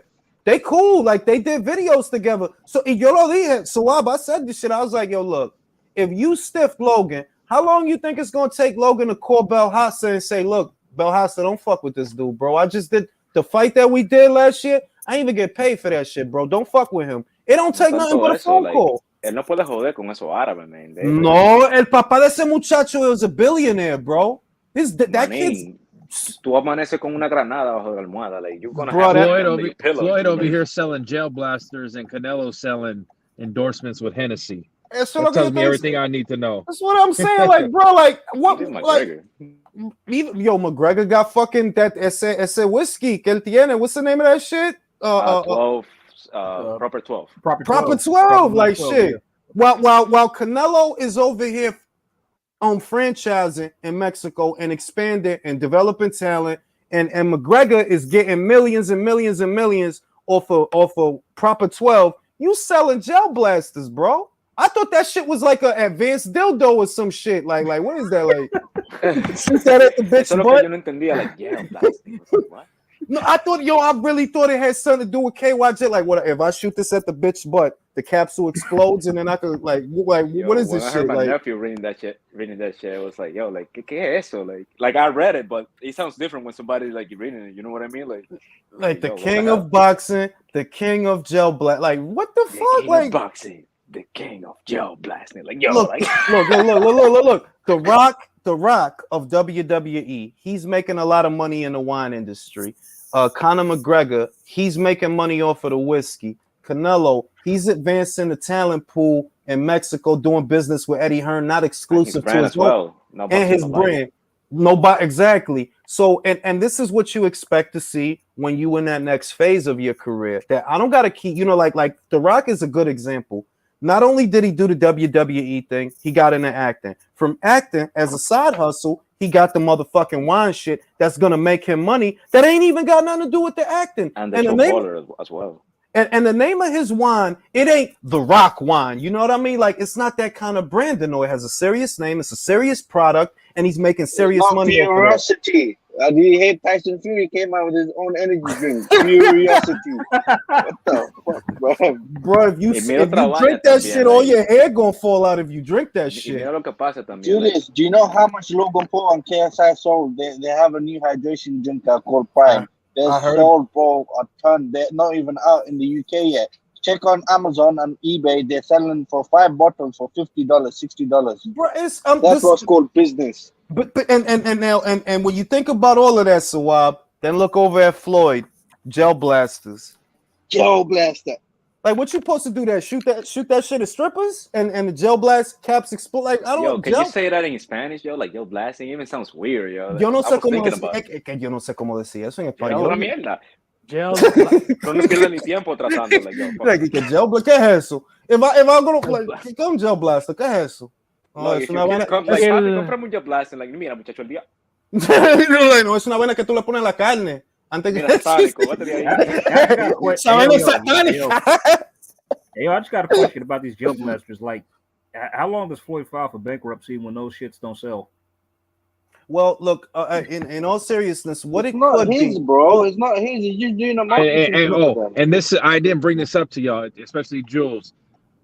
Floyd exposed everything when he said the back end money takes time. I'm still getting paid from fights 7-8 years ago. Yes, he that did. lets me know that Al You Heyman didn't still has all that fucking money. listen, and I'm like, see, this the shit. And I don't be trying to hold nobody that never handled a lot of money. But if you hearing Floyd say that I'm still getting money that you supposedly made years ago, what that tells me is you're on a stipend or you're on some kind of allowance. Because if you didn't get all of your money then, who has it? Al has it. It's not complicated. That's bizarre though, because that makes you a slave. Did Canelo get all his money for the plant fight?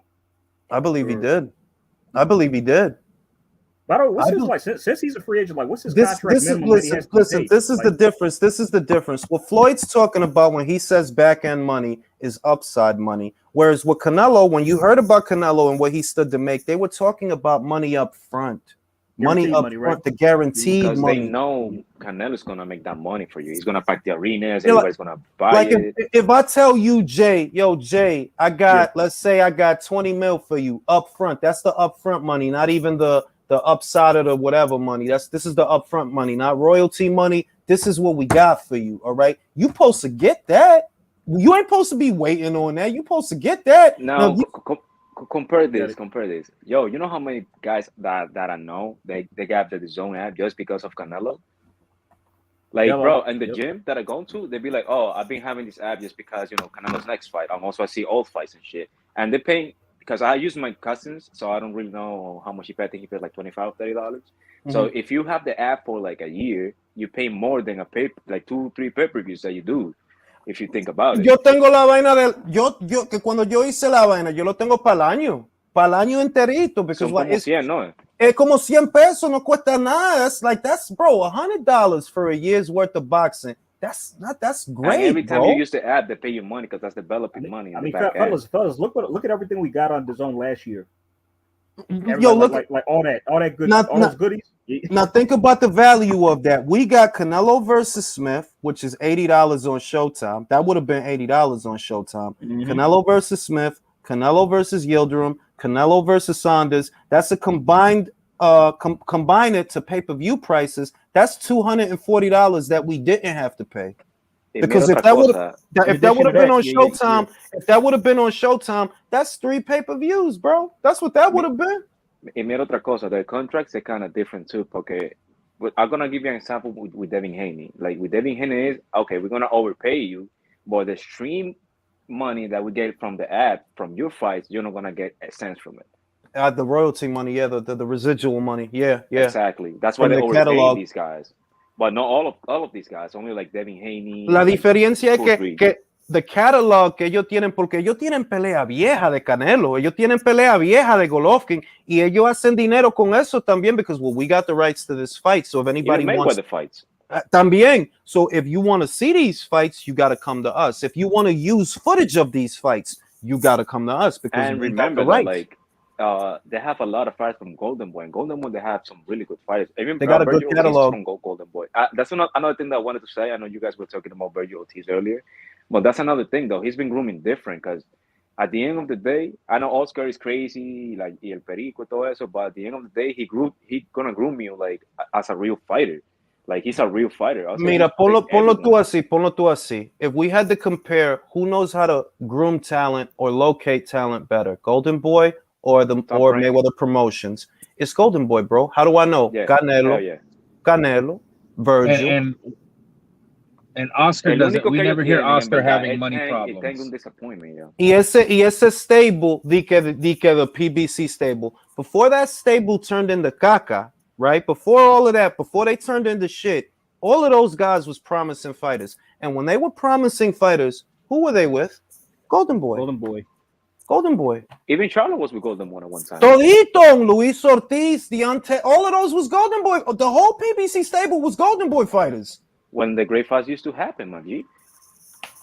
When Charlo was with Golden Boy was when almost the Andrade fight almost happened. That's when one went to PBC and the other one went to, because I think Andrade at the time was a PBC and Charlo was a Golden Boy.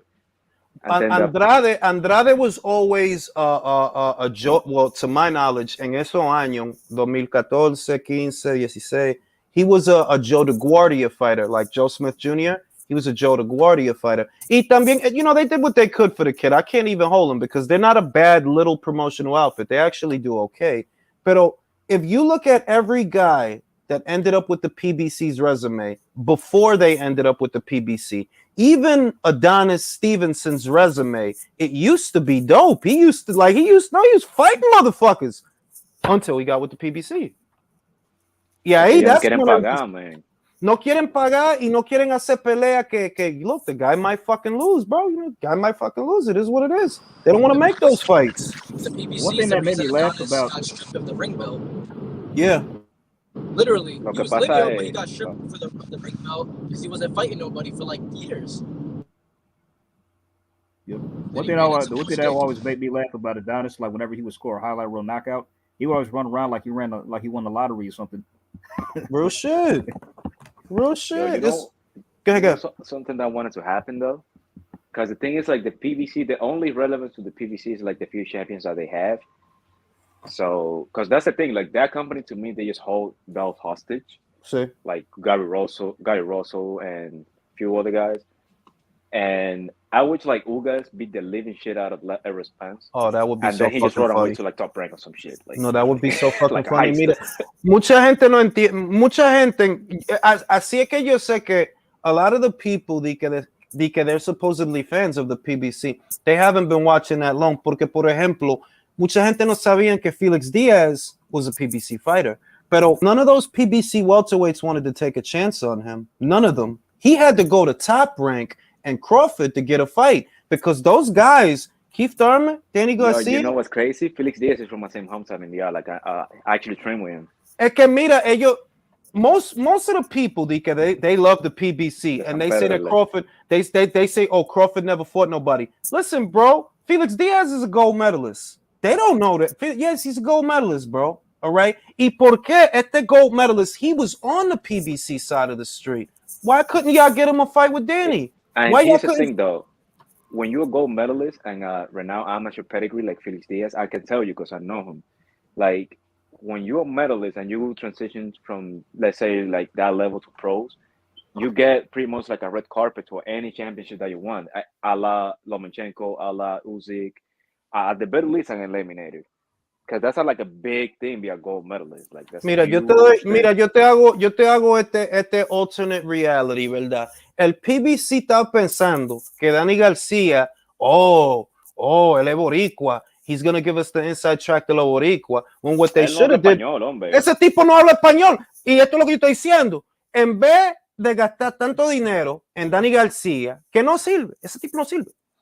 Feed him to Felix. And then todo los dominicanos en Nueva York, groom Felix. Bring Felix along. Feed Danny to Felix at Madison Square Garden. Let's say, I don't know, 2015, 2016, right? Let Felix beat him. Let all the guys in Washington Heights, todos los dominicanos ahí in Broadway, let them show up to that shit and you groom Felix. Why? Because Felix is a gold medalist. Que le dieron por Crawford, él se retiró y más nunca, man. Like, él es rico, man. Like, fuck it. Sí, pero lo que la gente no nota es que, ellos estaban diciendo que, Crawford has would be a way better market, yeah. Crawford has to cross the street to fight a PBC fighter. No sabiendo que, mira, Felix estaba en el mismo side of the street que toda esa gente, and they didn't want to fight him. Y yo que conozco a Feli, él me ha dicho a mí, cuando eso yo no sabía nada, él decía así en el gimnasio, no a mí directly, like not to me directly, but he used to complain a lot, like, es que estos tigres no me dan pelea, estos tigres me tienen aquí sentado, poniéndome gordo, man. Ugas is gonna thoroughly outbox Spence. He also wanted to lead him into that eye. He's gonna mess that eye up. Most people don't realize that, like, that whole time that they didn't want to give. I remember Diaz versus Granados. Diaz le dio a Granados una salsa más mejor que Danny Garcia because he beat a younger Diaz. Se lo comió. He dropped him 2 times in that shit. And that was struggled more with Diaz than he did with Porter. Bruh, and I'm like, how is it flush? Bruh, how is it that you telling Crawford, come to the PBC if you want them fights? All right, Felix Diaz is at the PBC and he can't even get them fights. He was PBC, bro. He had to go to top rank to fight for a title because y'all didn't want nothing to do with him. He was picturing to have a really promising career because he had that file style, like John Porter, like a true machine fighter. Like, that would never stop, hit you, He was to duck really good. Ellos no saben cómo. They don't know how to develop fighters. And I've been like, nada que yo estoy diciendo de nuevo. They don't know how to develop fighters at the PBC, bro. You could give them a good prospect. I guarantee you could give him Keyshawn Davis, one of the best prospects in the country. They'll fuck him up. They'll fuck him up, bro. They'll fuck the whole shit. Todo lo de about branding. Do you remember about sorry? So no, but I'm saying, look what they did to Tug. They fucked him up. Tug, bro. Tug didn't even have 20 fights. Dude, they he got drew that in his last fights. fight against the 37-year-old. Like, oh my god, bro. I mean, It's wild out here. Motherfuckers think I'm saying. Motherfuckers that really sit there and think, "Oh, you hate." No, I'm talking about real facts, B. This shit is real just facts. frustrating. I get it. Like, it's not complaining. Like, it's facts, dude. Like, you know how many careers they've been messing up, and now they're gonna have Rigondeaux arrogándose como una pasa. Like, mira, ellos tienen a Rigondeaux. Ellos no dejaron que Leo Santa Cruz coja la pelea. Pasan todos esos años. Rigo no tiene no marquee value, and the only guy that's willing to fight him is Vasyl Lomachenko. You know that was the only dude that would give him the time of day because Leo didn't want him, Carl didn't want him, Scott quit. Nobody wanted him, bro. Nobody wanted to fight him. Una vaina también, like todo de ello es like about brand. Because remember that fight against Cruz and ¿cómo se llama el pendejo este? Tank. Yeah. He was about to wear no boxing, no light gloves because the thing is like they're really protected. I had one pair of them and I lost them at the gym, but they're really like padding to your knuckles. They protect your wrist really well. But the point is, I remember Floyd was like at the press conference, like, "Oh no, porque Canelo doesn't rock him." I was like, "Yo, like what he's talking about? Like actually, Canelo's been giving props to him. It's like, yo, the fight that I like to see from the lower weights is Tank, like just to watch him." And he got his hands fucked up because he changed the gloves. And Tank wore them for the ¿cómo se llama? Barrios fight. Ellos hacen mucha vaina de mujercito. ¿Cómo va a ser que un hombre la edad de Leonard Ellerby tiene la vaina así tan limpia? Like, bro, that's some shit for a teenager, guy who's 20. Bro, you too old for that taper, bro. You too old for that, bro. Yeah, that shit ain't real, my nigga. That shit ain't real. Real shit, bro. Nah. It ain't the spray shit. It's hair, but it's like, bro, if I'm 50, why would I want that shit? Don't he's wearing a jean jacket and shit, and I ain't hating. Like, you can wear the jean jacket, but why got the writing on it and shit? It's like, come on, B. Leonard, get a cardigan, bro. You gonna look fly. Get a cardigan, bro. You gonna look fly. You out here with the Air Maxes. Y'all hear something funny? Like how because with this whole money situation with Floyd, how he's saying it would make sense that how the PBC, because we was talking about it, how the PBC paid Canelo $40 million, but Floyd ain't got all his money yet. And it's funny how he would say like, "Oh, I think Canelo's ducking Benavidez when you yourself have been keeping Tank away from Loma for many, many years." Bro, listen. As like when we get so deep into the shit, I just come back to the beginning and listen. Am I gonna pay cash money to see your fighter fight? The answer is no. So where you got other people that's trying to praise you supposedly for how great your fighter is, they're not paying to see your fighter, and neither am I. So that means you suck. If Tank's critics and his fans have the same thing in common, that I don't pay to see Tank fight, bro. I don't pay to see his fights, and you don't pay to see his fights. He must not be that good, bro. Period. So you're not doing your job as a promoter. They even put him with Kevin Farmer. I was like, nah, like I'm out on this guy. Bro, yes, that's the since then I've been out on this guy. Ahí Not even Lomachenko. Ahí es que yo sabía que mira, este tipo no sirve porque ellos le tienen miedo meterlo with Tevin, bro. Tevin no tiene pegada, boxea bien, boxea lindo el muchacho. Like, I like that he's chinny. But he's chinny and he doesn't hit that. And I'm like, yo, y'all really won't let him fight Tevin Farmer at least? I can see like Tang actually blowing his brains out. Like, that's why I like that fight. Go ahead, back to the card. I was just asking, does Khan have a share in the paper? I mean, like, because look at the fights. There's Hassan Azim, Adam Azim, and his cousins on there. Bro, it's Amir Khan. Bro, it's Amir Khan, bro. That's big business, bro. You know what time it is. You don't even got to ask, bro. It's Amir Khan time out here, B. Win or lose. Win or lose. Listen. Win or lose. There's loads of Pakistanis on there. Listen, bro. Win or lose, Amir Khan wins, bro. It's that Amir Khan, bro. Anybody know the purses? Anybody know the purses or no? I didn't check, but I don't have to. It's Amir Khan time out here, Jay. All right, it's time for that Khan money, bro. Hey, you know what's up? Amir Khan's father is an underrated manager and how he's moved Amir's career in terms of that man made $7 million to fight Billy Dib, bro. I don't want to hear shit, B. I don't want to hear shit. Billy Dib. Put a pearl belt. Big fishes out here, bro. Put a silver pearl belt. For the pearl belt. Like, bro, I didn't know it was a pearl belt, bro. Like, huh? Well, That's Joe what I'm Frazier, saying, bro. Like, well, a lot of Frazier guys Clark gonna won have, like- style. I don't know if y'all saw that. So. What about that UK belt that the WBC just made? The Union Jack? The Union Jack. That's if we get the fight, bro. That's if we Billy get better the fight. sign, man. He better sign, man. That's all I can say. If he don't, that's a sucker. You if he also That's know all- what happens that's- though. Like Khan acts like, you know, like what he is. Like he's not never act like these guys. Like I'm a street dude. I'm this. I'm Yeah. that. Like nah, he just what he is. Like he's just a goofball. He's gonna talk some shit, make Bro, I some like- fights, make some money, and walk out. Like Amir Khan grew on me. Like he grew, cause it's like, bro, look, B, motherfuckers will fuck his girl. He don't care. He get caught jerking off. He don't care. It wasn't me. Yeah, AJ be like, it wasn't me.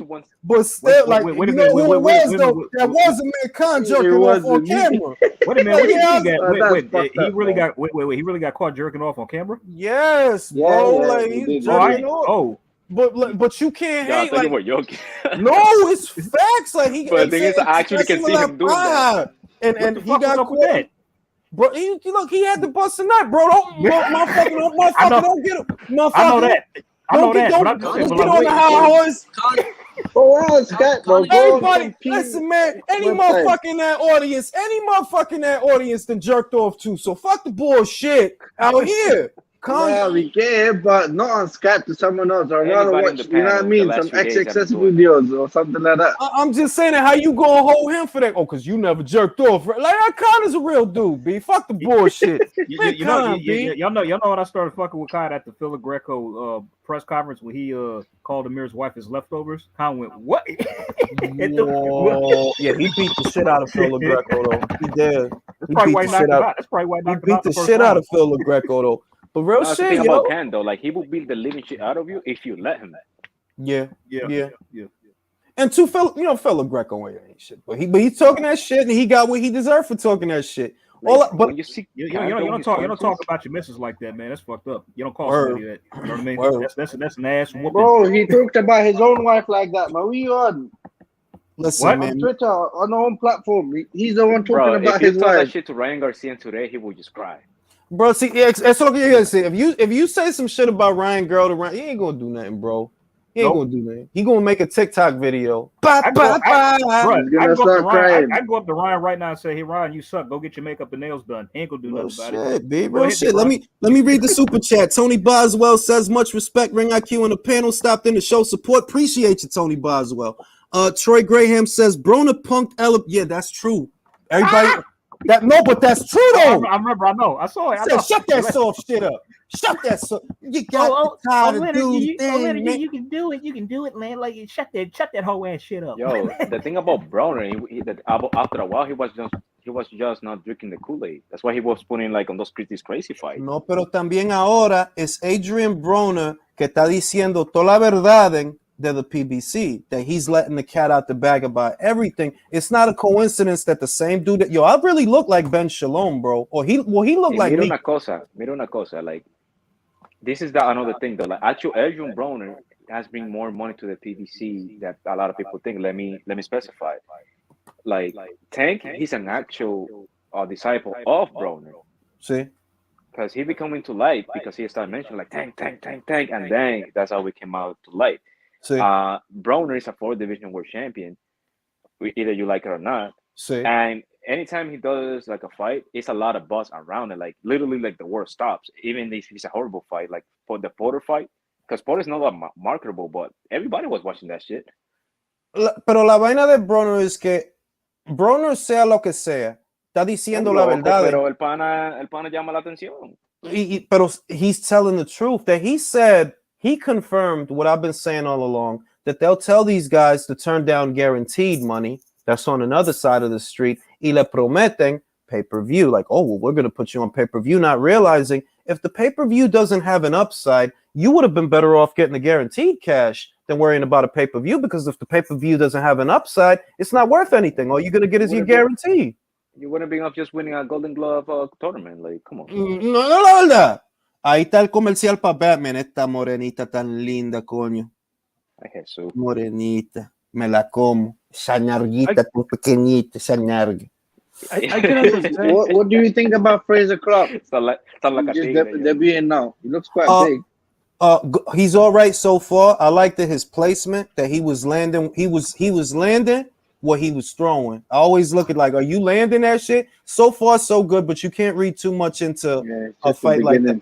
But it looked all right. Like, he don't look uncoordinated. He's picking his punches. I seen him go upstairs and downstairs. I liked that he put a little something downstairs too. So far, so good. But everybody look at it in the beginning most of the time. So it's like, take it with a grain of salt. Jaime Nieto says, it's also crazy to me to hear certain content creators calling Spence and Tank one of the face of boxing. What the fuck? How? Selling 200? Yeah, like, bruh.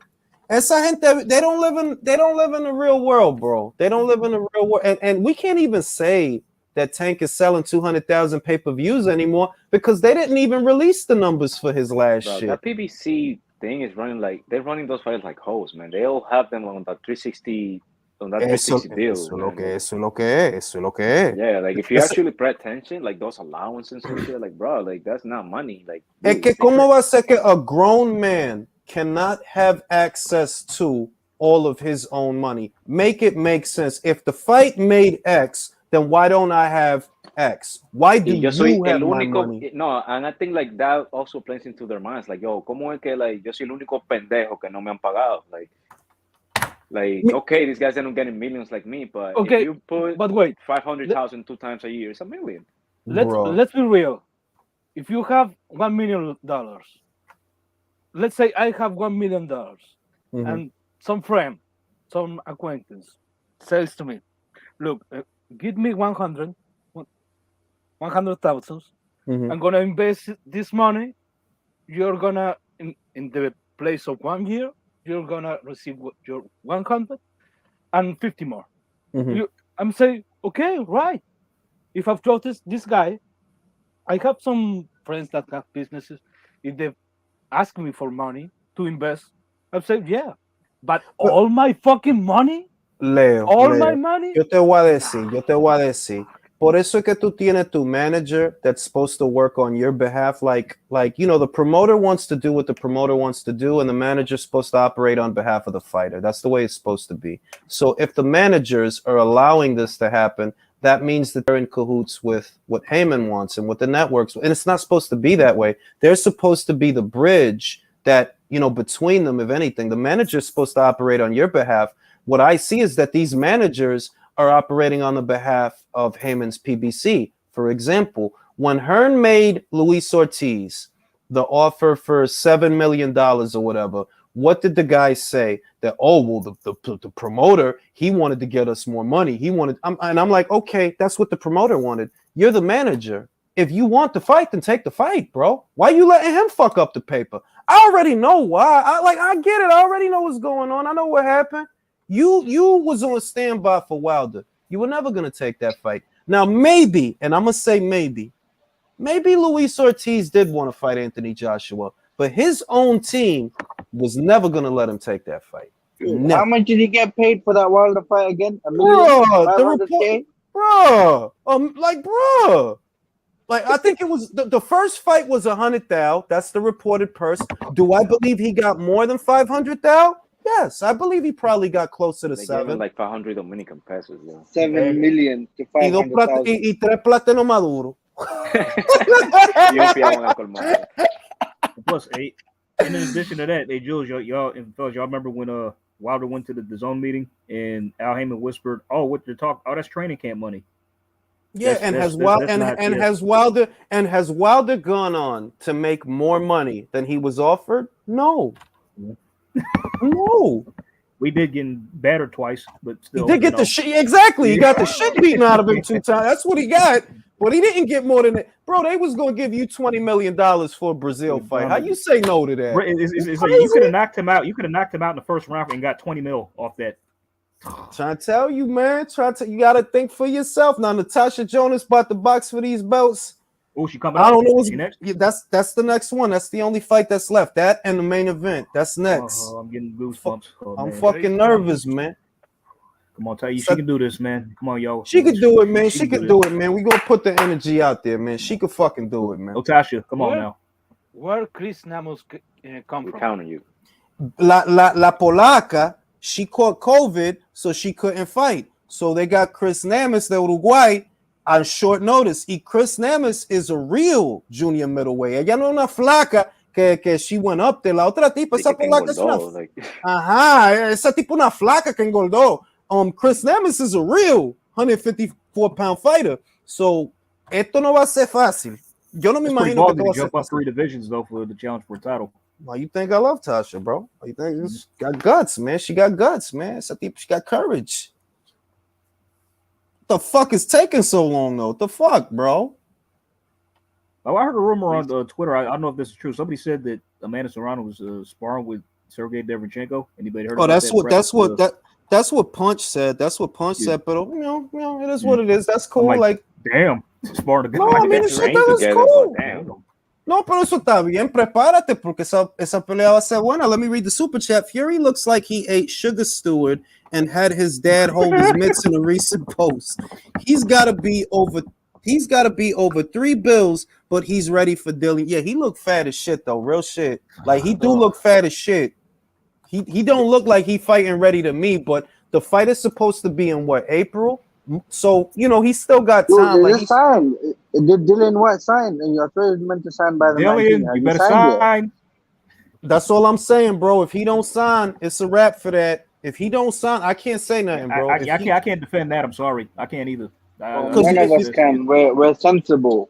We're not the LDBC. We're not Bruce Wayne.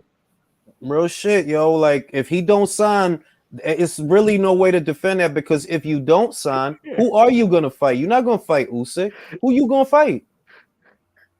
Willie Lynch says, "Who's Troy Graham and why does he want to smoke?" He literally said to ask you. He thinks you hate Floyd for some reason. Troy know I'm a Floyd Mayweather fan. What? Troy know I'm a Mayweather fan. Like, that can't be the real Troy Graham. Who won the Chavez Jr. fight? Is that the real Troy? That can't be the real Troy. Because Troy already know that. Let me read the super chat. I got another one over here. Jaime Nieto says PBC knows what we know about Tank. He's not that dude, which is why he's being protected. And Floyd talking about, yeah, man. Because the big fights ain't even, if you all about making the big fights, then you can't keep them in-house. So if you want to keep them in-house, I guess you don't want to make no big fights, because Rolly Romero ain't a big fight. And we all know that's who he about to fight.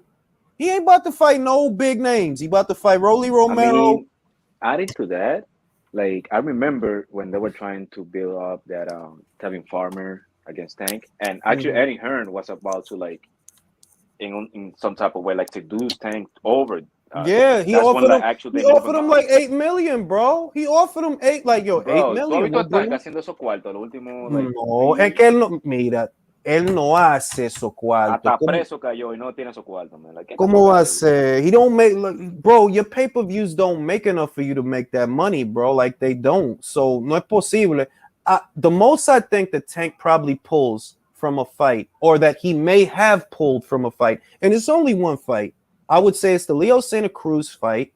I would say maybe he made about 4 to 5, but I don't think he pulled shit from the Isaac Cruz fight. Like, no, bro, nobody bought that fucking fight. I'm about to look it up, though.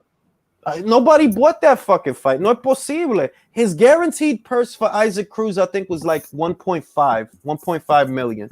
That pay-per-view didn't have an upside. No es posible. It's not possible, bro. Nah, I think he only made like a 1 million flat. I'll give him the benefit of the doubt. Maybe he got a little over the mill, like 2 mil. You know, I could believe that you got 500,000 extra. I could believe that, but you're not making. No, pero. I know you didn't make. I know you didn't make 7 million. I know you didn't make 8. So let's cut the shit. And Eddie Hearn offered you 8 for Tevin Farmer, and they literally did not let you take that fight. That's crazy to me. That's crazy. Wouldn't it be funny if Tank's kids all grew up to be taller than him? That happens, bro. That shit happens. You heard his highest pay was 2.5, and he couldn't pull off the pay-per-view thing, so he only got 2 million flat. Bro. Well, I mean, that's if you got to even keep that much because you got to pay Al. You got to pay Al. Al got to take. So let me look it up again. Yeah. It's real shit, yo. It's real shit. Like ain't no motherfucker like Thurman. Years, so I'm gonna look it from somewhere else. Hold up. No, like Thurman. There was crazy numbers out there about Keith Thurman's purse for the Barrios fight. It was crazy numbers. Like, oh, he got 3 million. He got 3 million. Yo, when I looked up the shit, I think the purse that I saw reported to the commission, and I know that he got more than what they report to the commission. Like, I know that, but what was reported to the commission was 750,000. So what that tells me is, okay, you probably got 1.5 for this fight. You probably got 1.5 mil for this fight up front. No upside because nobody bought this shit. Well, the pay-per-view upside was probably $5. So.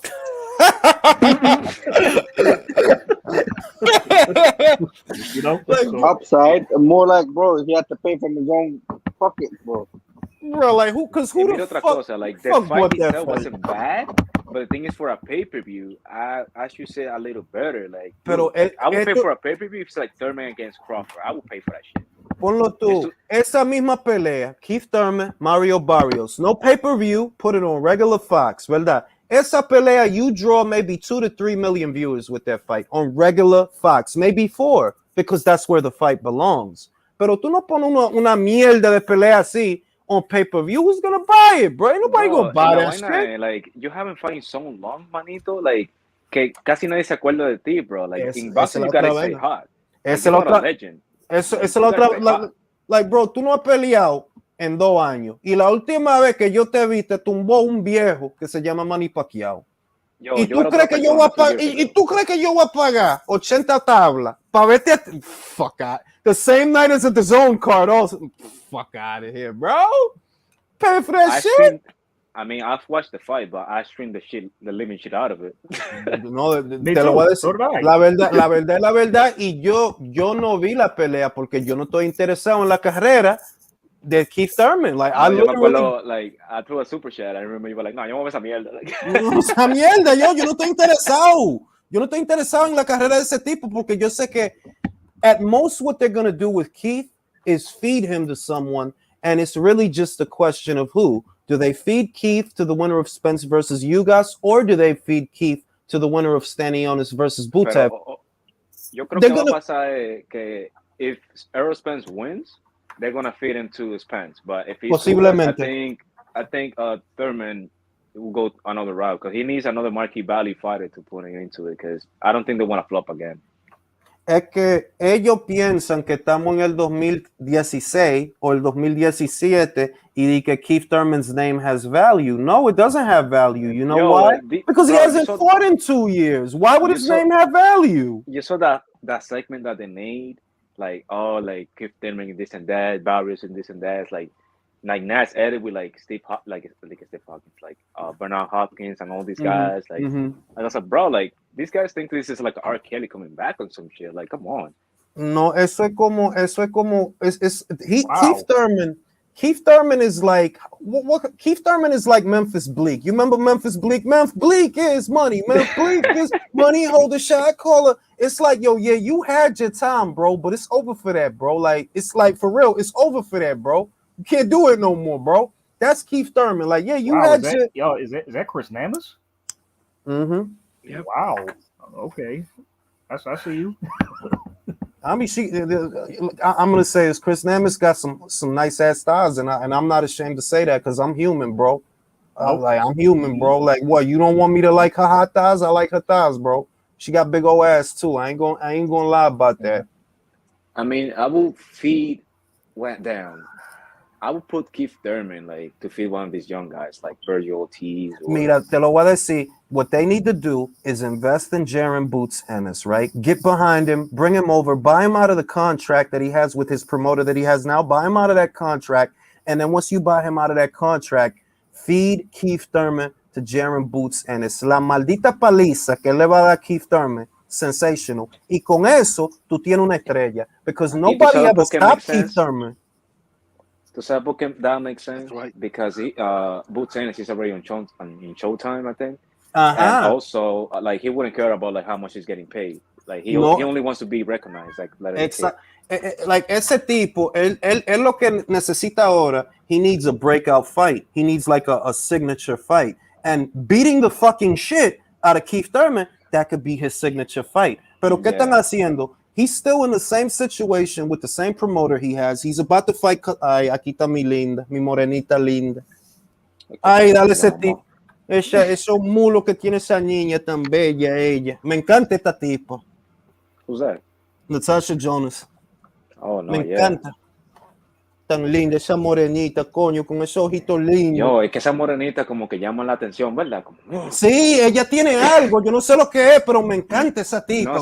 No, la mujer es trigueña, like they have that. Like when you look at them, like, they not look like the most beautiful, but it's something that you cannot take your eyes off of them. Like, yo, what the hell? Esa niña es bella, coño, bella, pero vamos a ver si ella puede, porque esto no va a ser fácil. No va a ser fácil, dejarla de verla, like. God. Eso tampoco. No, eso no es fácil. Pero yo, she's gonna have a rough night because Chris Nemes, in all likelihood, she's gonna be aggressive. She's gonna throw a lot. Lo bueno que tiene Natasha is she's smaller, she's faster, she boxes better. Pero she better not trade with this woman, yo. Better not trade. Tú la miras a ella, tú no la ves como you wanna be on her corner, like don't worry, baby, don't worry. No, yo quiero darle un abracito, un besito que bella. Like win, lose or draw, you be like I'm on your corner, baby. Sí, ya tú sabes. Es que la niña es bella, esos ojitos, esa carita, esa sonrisa, ella es bella, la niña. Come on, yo, Tasha got this. She can do this. Yo, that blazer is mad tight, bro. That blazer look like a t-shirt.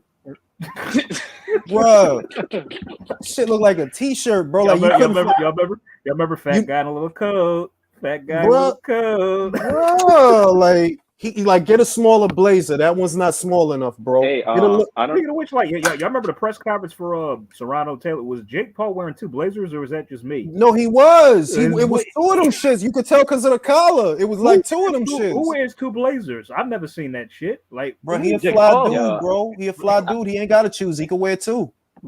Yo, I saw that, and the first thing like my cousin said was like, "Coke is a hell of a drug." It's a hell of a drug, bro. It's a hell of a yo. He got a jean suit. He got a jean suit blazer because that shit is made out of denim. Tiene la vaina de Esparta, la uruguaya. She looks fucking huge. All right, I'm getting nervous. Tiene la vaina de Esparta. She don't even got trunks. She got a loincloth. That shit look like a loincloth, bro. She came for war. You know what? I'll say this about loincloths. Boots could pull it off. Actually, I don't mind when he does it. He got the height. He got the height. When you got a little more, like Keith always do the loincloth trunks, and that shit look crazy. It don't look right on him. Because he little, like, bro, like, why you wearing that? Like what you wearing? You're right. It's for taller fighters. They can pull it off. Like that's when it looks cool. No, what if we actual caps, yo? Yeah, those trunks look mad high. Vamos a ver, Natacha, está linda, esta morenita linda, coño. Esa cabecita linda, ese ojito lindo, coño. Me encanta esta tipa. Yo le hice una entrevista a ella. What? Sabrosa, coño. 37 años de sabrosura. Sabrosa la niña, coño. AJ nothing but a number. Come on now. She got a good corner, though. She got Shane McGuigan. I'm bugging out. I'm confused. She got Joe Gallagher. I'll fuck with Joe. A lot of people don't like Joe, but I like Joe. Tesco Joe. Barely looks 30. Es más que Chris Nemes se parece que ya tiene 37 años, coño. Not Tyson Jonas, man. Yeah.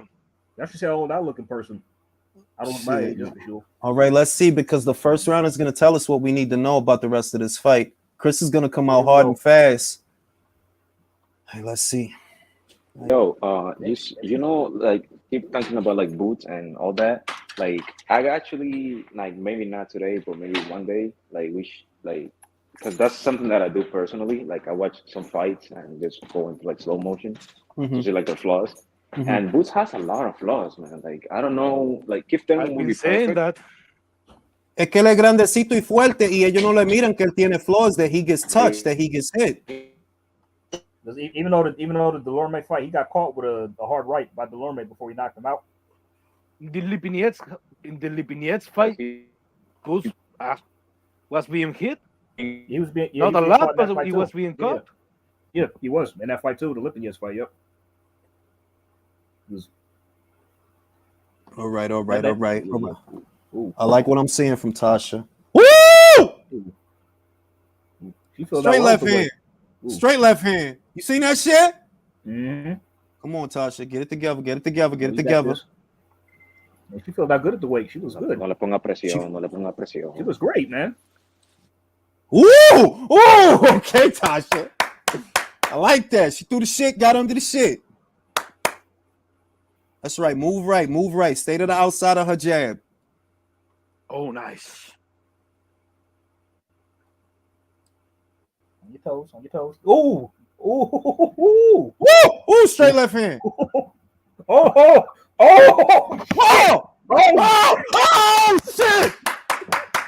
shit! Oh, that's what I'm talking about. Oh, damn. Nice. Diablo, coño. Yo dije que la niña va a estar fuerte en el 154, coño. Shit. Dale, coño, dale. Got it now. Get it, Tasha. Dale, Got Tasha. it now. Get her. El diablo, coño. Dale. Oh, she's out on the feet. She's fucked up. El diablo, coño. Come on. Oh man, call that fight. It's over. Oh man. El diablo, coño. Yeah. She's fucked up. This ain't going another Diablo, round. man. I don't think this is going another round. Fucking shit, yo. That's what I'm talking about. Oh. Esa niña, coño, tan preciosa. Oh, that was beautiful, bro. No, that was gorgeous. That was beautiful. El diablo. The UK is the hub of women's boxing right now.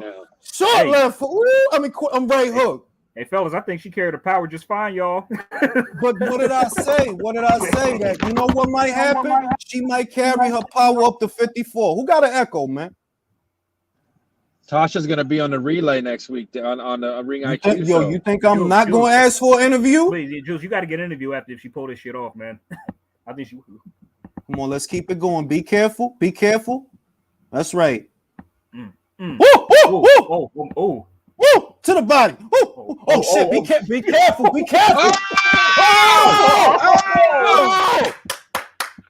Damn. Tasha's mean, yo. She's why you mean. think I'm telling you why you think I'm a fan, bro? He stopped it. It's over. He stopped it. Good job, ref. Good Yo, job. Very good job. That's the right call. Wow. 2 rounds. That's all it took.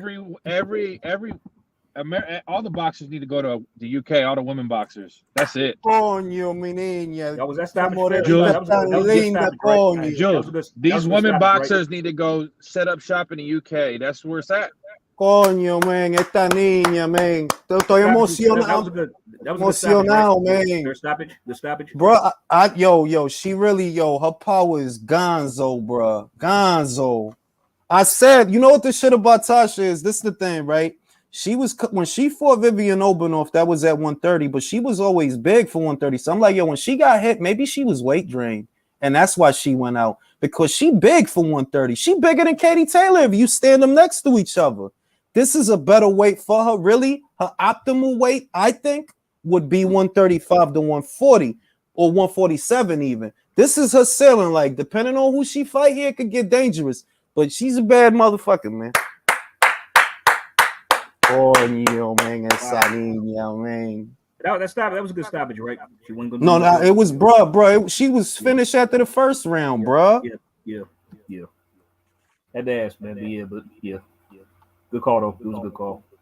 Coño, man. Wow, happy. 2 rounds, man.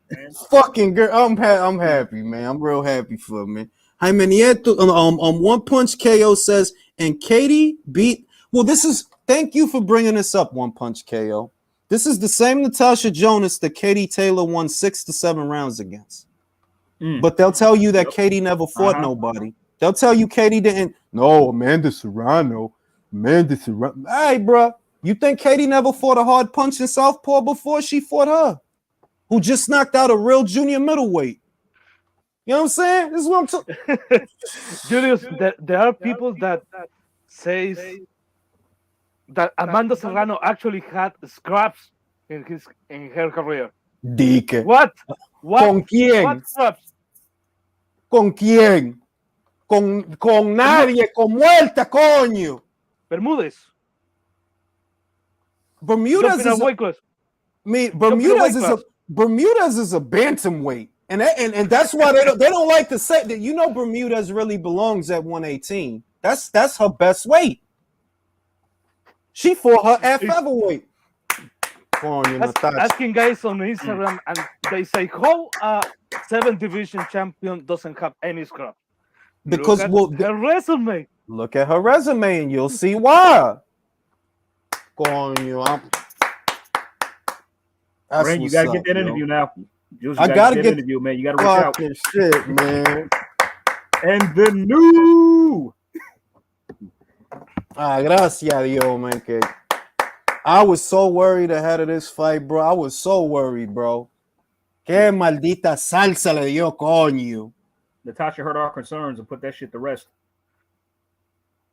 She's strong. Look at her arms. She's strong. Like her arms is big too. Like she already like Tasha's power comes from her legs. If you watch her, she has really big quads and power comes from the floor. But now she got her arms look real big too. Like she look real strong. It's a good way for her.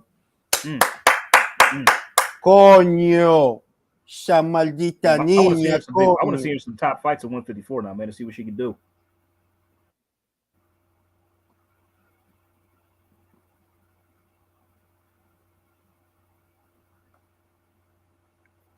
Real shit. Let me read the super chats. And I love seeing the ladies give sportsmanship. I love it. She also beat Jessica McCaskill, so I don't know why anyone. Yeah, bro. Like Jessica, I said it on the other day that if you put Amanda Serrano in there with Jessica McCaskill, watch what happens. Watch. Jessica's strong than a motherfucker, bro. I don't care. Watch. Jessica McCaskill's a strong motherfucker. Yeah, Amanda Serrano's like Miguel Cotto winning these vacant belts. Not even. At least Miguel Cotto had a couple of squabbles. Be like shit. At least Miguel Cotto fought the certain fights. That's the dangerous fights. All I'm saying is Amanda's a good. Yuri Foreman. Yuri Foreman. Hey, everybody got somebody like that. Luis Puente said Natasha Jonas. Yo, esa tipa es sabrosa, man. Esa niña lindísima que lo que es. Esa mujer es sabrosa, su maldito mulo. I want to be like her boyfriend, like when she's coming back from a victory, like mad happy and shit. Esa tipa, coño. I'm happy for her, man. I was really scared for her. Finally world champion. That's what's up. Finally got a belt. Hey guys, I'm about to drop out. It's my uncle's birthday today, so I'll let you. Makes me a great time. I'll let you, bro. Now we got the main event coming up. It's Khan versus Brook after this. Everybody fasten your seatbelts. It's about to get real fast, bro. Like we got a lot of beers, so like real shit, yo. It's about to get real out here, B. Thank you for having me, guys. No problem, bro. Great. Bro. What a fucking that was fucking magnificent, bro. That was a beautiful knockout. That was in front of a lot of people on the co-main event of a big card on one of the biggest platforms in UK, Sky Sports. Ah, man, I'm happy for that girl, man. Beautiful shit, bro. Beautiful, fucking beautiful. Let's get some unifications. Come on now, let's see how far she can go. Bro, that short right hook on the inside was beautiful. Shot the straight. Short, right hook. Yeah, it was a right hook because she a southpaw. Qué linda esa niña, coño.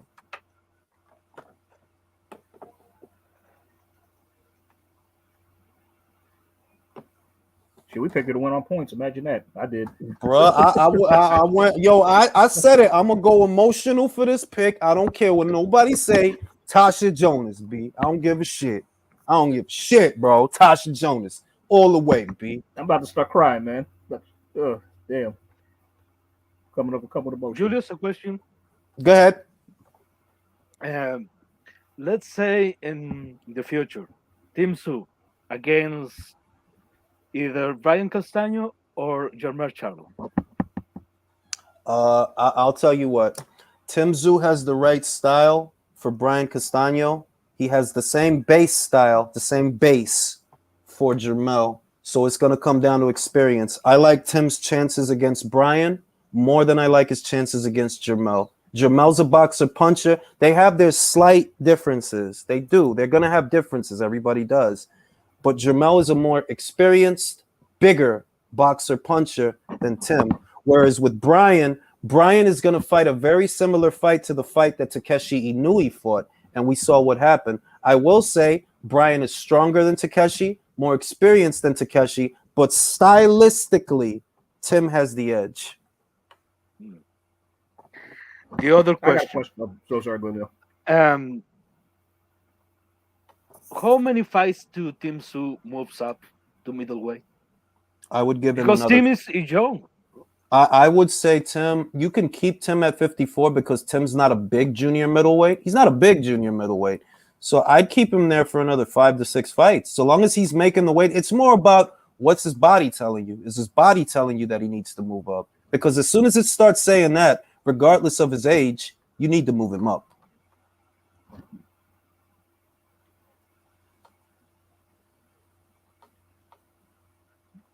By the way, question about Kell Brook. Mm-hmm. If he was a football player, do you guys think he'd be wide receiver or tight end? I don't have the answer, and I don't want the answer, bro. I don't have the answer, and I don't want the answer. Yeah, if we win, we gotta buy some chocolate brownies, man, to celebrate if you win. Bro, I'm so happy for you. Oh man, girl worked so goddamn hard, B. I'm so happy for that kid, man. She looked amazing, B. Woman was possessed.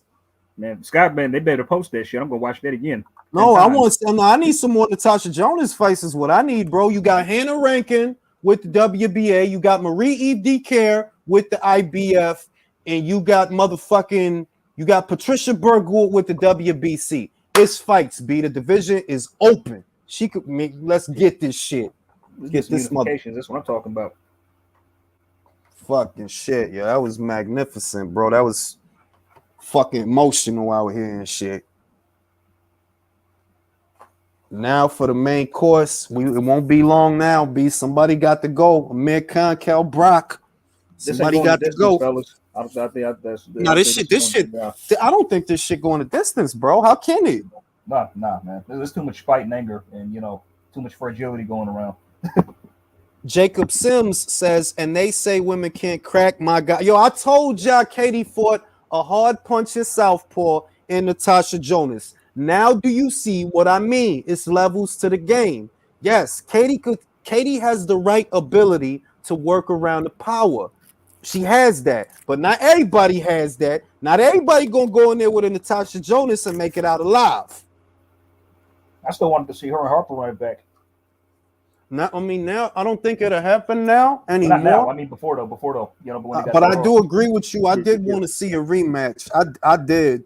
By the way, Jules, who'd you have win? I had Tasha winning. I don't care what anybody says. I had a draw. I scored it live. I scored it live. I had a draw. Okay. It was me, Beats, Mark, and I forgot who else. It was a couple of us, and I was scoring it live right here, just like we watching this shit. I had 5 rounds to 5.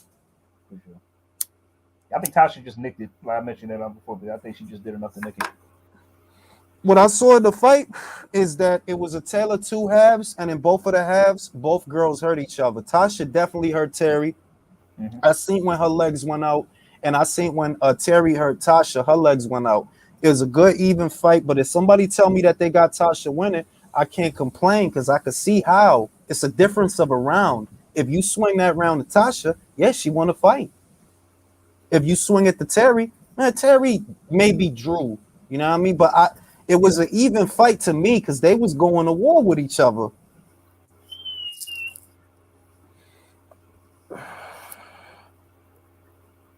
How long before you think Terry fights for a title of lightweight? Over a year. Couple fights, 3 or 2, 3. Nah, look, she's ready. Look, this is the thing. Terry's ready to win a belt from someone else. She's not ready to win a belt from Katie Taylor. You see what I mean? And she's not going for, and she's not going, and I don't blame them either. If she's on a rebound, you need to rebuild her. Let her fight some former champions and some contenders. Let her fight some people like that at 135. Because after Serrano, if Katie wins, she might move up to 40. The belts go vacant, and then Terry could fight for those belts against who's there. There's a lot of girls there she could fight. First of all, I want to see Cameron and Taylor fight, and that's a good fight. Now I think now I'm gonna say the day that Katie, if she ever fights Chantel, like if it goes the way I think it's gonna go, to where Katie beats Amanda, if she beats Amanda, she'll move up to 40. She might fight Chantel. Chantel has the edge in that fight. I agree. Chantel, one of the angriest, most skillful fucking girls that's active. She'll hurt somebody. With Speaking that, of which, what's up with Callie Reese? Is something going? yeah, she got like something. It's like an injury or something, is what I heard. That she injured or something. They still trying to do it, but it's like an injury or something. Now, what I'm gonna do is I'm gonna take a piss before these guys come out here, and y'all gonna sing a song while I go take this piss. Okay. Go for it, AJ. We all need a Tasha that we understand. She beat on Nanis cause she was wrong. And I want to be her man.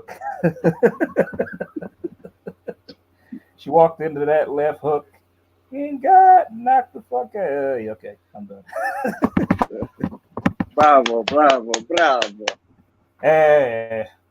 It's passable. So I was drunk at the pub on Sunday night. So. Hey, Julius is not here. AJ, you tell me, was I out of line for saying what I said? Well, no, I mean, I necessarily didn't agree with boxing that bothered, but at the same time, I mean, it's her opinion, you know. I mean, I didn't read like all the messages in the chat to what you said, but like for him not to. Yeah, I understand. I should have said it a bit nicely. Yeah, I get that, but. Yeah, no. I mean, she goes. I didn't agree. Yeah, I didn't agree with everything she said. How can she say, if you know so much about boxing, then make a boxing channel? Oh, like there's LDBC, these have boxing channel. That doesn't mean they know enough about boxing. For me, boxing is a hobby. I have my own business. I have my own fast food business. I'm happy. I make enough money as it is. Yeah. I don't. Yeah, so, I mean, but it's like I respect her though. I know I shouldn't be out of line. Yeah, it's like you said something. She clapped back. It is what it is. Jules let you on the panel and all is forgiven. And like, if you got a Twitter, hit her up. If you got a Twitter, hit her up and apologize. Next time when she comes on, bro, I don't want to be on Twitter, bro. There's you get these clowns on the YouTube is enough, and there's a lot of clowns to deal on in YouTube. Because with me, it's like, I mean, I don't clap back at anybody unless they take a shot at me. You know what I'm saying? I mean, like, I'm not. I mean, I may disagree with people and stuff like that. Bro, but you know, more than anything, you know what I'm craving for, bro. Like, literally, I really, Bruce Wayne. I don't know. I have a different type of something for him. Like, I want to give him a debate, like beating, but I don't know. But it won't happen, Sawab. You know what I mean? Like, it won't happen. And bro, he lost his voice. Now he's using a robot. He's using a computer voice to say what he has to say. He lost his own voice. He can't say it with his own voice, bro. That's a shame. What happened to his voice? What will we talk about? Bro, you talking about what? Bruce Wayne?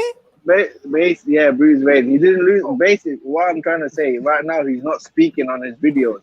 He's using a robot, a computer to say. What? You know what I mean? The series.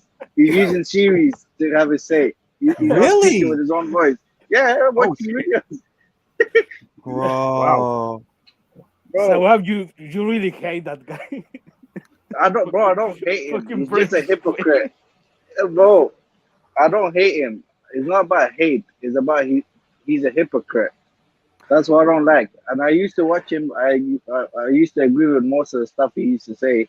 But now he's stupid. What he says about Canelo and the way he bum licks Mayweather. And you know what I mean? Mayweather was a good fighter. He was one of the best. I agree. But recently, what he's been up to. No, you have to say what's right is right. What's wrong is wrong. Simple. But he doesn't do that, so he's two-faced. He's a fanboy. I feel you because I used to watch a Bruce Wayne channel, but I saw one video about him talking about racist bias against black fighters, And when I saw that video, I said, okay, I don't need to hear that guy anymore. You do your thing and whatever you do, because you are not talking about boxing anymore. I think it's Well, like exactly. because I just I have wasn't Jules. rude I to mean, him. is I just Sorry, have AJ. Jules. Sorry, AJ. I wasn't saying No, go ahead. anything rude to him. I just put a lot of comments there, like, you know what I mean, that have a chat. He deleted my comments, and I got a whole screenshot of wherever he has said to me. He deleted all those because he looked stupid. All his fans were saying, "Yeah, I'm right." So you know what I mean. That's why I hit him. Now, whenever I comment, my comment goes in 2 seconds. So I he think like knows I'm there. I'm behind him. He's the arrow sprints. He's a hypocrite, and I don't like hypocrites. but yeah, but I was just gonna add because like I got Jules to thank because like he alerted me to certain channels that are out there, like Bruce Bain being one of them. I guess Aki TV. When I heard that Aki TV guy going on about like how people picking Tyson Fury over Wilder in like the second fight is the same people siding with you know I'm the cop that killed George Floyd. That legitimately pissed me off. I got angry Well, over this that. is You know what I mean? this is what I mean. This is what I mean, They're and I'm just like, look, race baiting, bro. They're hold using on, race hold to on. make money. Hold on. That's what I was gonna say. That I'm like, look, man, you can't try to tie what happened today to Wilder. All right, like you know, like you. That's to me, that's some sick shit to do. To be real with you, like that's some despicable shit. That's All what I said. Like, right. is this dude sick? What the fuck is wrong? Is he sick? Like, what the hell Yeah, is wrong with this like dude? that's some like that's and bear in mind he doing that for money. He ain't doing that shit. Like, come on, man, you ain't on no boxing shit. You just trying to make money off of some shit that you know the climate in this country, and you know how a lot of people feel. Me, I don't even fucking like cops. Be like, fuck out, and I'm just being honest. I could have my reasons, whatever. Point being, you trying to turn over a profit off of the trauma that people in this country have. That's literally what you trying to do. You a fucking bum, yo. You a bum with a hood pass, B. Fuck out of here. Go make a chuck. Fuck out of here, B. Fuck is the matter with you, fam?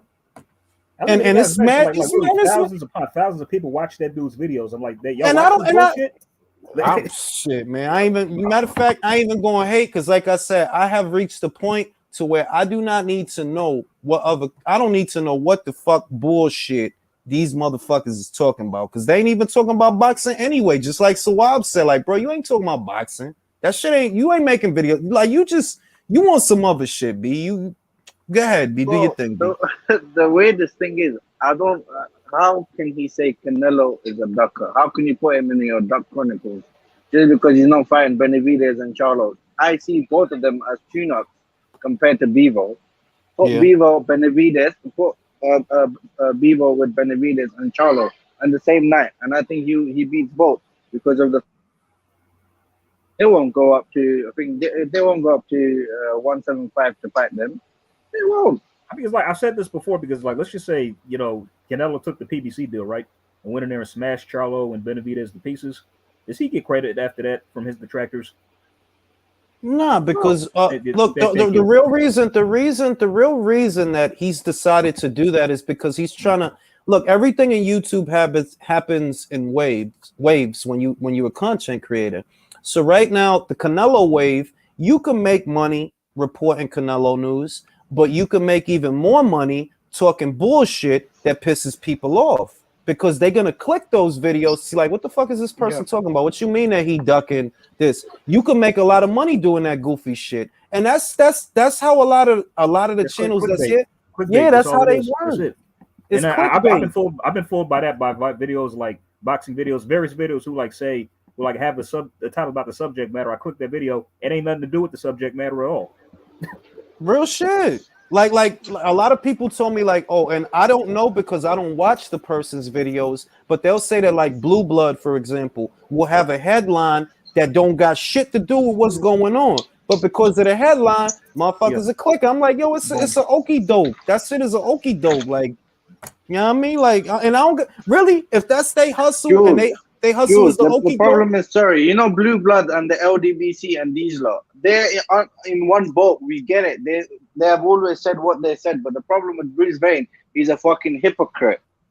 They were having a go at them at first, but now he's changing boat just because. Yeah, because look, let me tell you, let me give it to you another way, right? What did he used to make videos about the most? Wilder and AJ, right? AJ. Right? Now the money, what I'm telling you is, as a YouTuber and a content creator, I could tell you that the money for those videos is not the same. Wilder's not a hot topic right now. Maybe if he comes back, he could become a hot topic again. But it's not a lot of money in Wilder videos right now, and it's not a lot of money in AJ videos right now because he lost the Usyk fight. A lot of people don't know if he's gonna win a rematch, so it's not a lot of money in that. So now he's shifting the focus to I'm gonna make hater Canelo video because the money is in that, right? That's all it is, bro. It ain't even.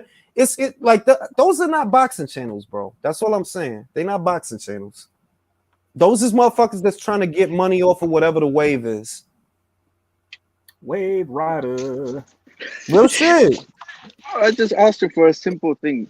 Come on, if you really believe in what you believe in, come on live and we talk about it. Let people have their say. Just don't. What his problem is, he gets one video or one comment under his videos, and that's it. He just has a go at it for like 10 minutes straight.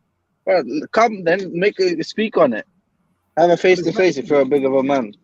As a matter of fact, I don't know if y'all saw Terrence Crawford. Like he recently did an interview with Radio Raheem, right, where he talked about why the Spence Crawford fight hasn't happened, and he pretty much laid it out perfectly. Like it's pretty much like yeah. Like, I mean, y'all see that interview, and it's like I seen it with Radio Raheem, the one with Radio Raheem. Yeah, I seen that shit. Everything you said, like I'm like, oh, that's exactly what we've been talking about, like on these channels. You know what I mean? So, but he knows he gets it. And shout out to Coach Malachi Williams. I caught some of his stream yesterday, like his episode. He's showing like he had a caller call in where he was saying like, oh, he agrees with everything Bud said, but in his mind, like he had a problem with calling, but with Bud saying Earl Spence was ducking the fight. Well, that's what he was doing. That's what he was doing. What we supposed to say? I don't understand. So like, why are you mad at that? But you don't want to. I mean, so and why does that stand more importantly, look, there's a myth in boxing that needs to be dispelled, and I'm gonna dispel it right now, right? The myth that two black fighters can't make money off a big fight is bullshit. Mayweather versus Mosley sold 1 million pay-per-view buys, all right? So cut shit. Just cut shit. Mike Tyson, one of the most electrifying fighters the sport has ever seen, is what? All right? So that's a myth that a lot of people like to propagate. That shit is not true. But you got people. Imagine hold on. Okay. Now you got people on the other side of that argument, Spence fans, that think, oh, Spence was right to fight Mikey because the Mexicans is getting like, bro, get the fuck out of my face with that shit, all right? There was a time when Spence versus Crawford would have made a fuck ton of money when they was both in their prime. But now that your boy done flipped that Ferrari and got himself all fucked up, people don't feel the same. So it ain't that the money wasn't there. It's that you was on board for the bullshit. You let him fuck up the fight. Now people don't look at the fight the same way. You should have did it then in 2018. Fuck the myths. Fuck the narratives. Fuck the bullshit. That fight between Spence and Crawford would have did at least 500 to 600,000 pay-per-view buys, maybe more, if y'all would have promoted it right. What did y'all do? Y'all shit on Crawford. Oh, imagine in the same year if Wilder and AJ happened, the Undisputed, that would have done 2 million pay-per-view buys. Exactly, like, bro.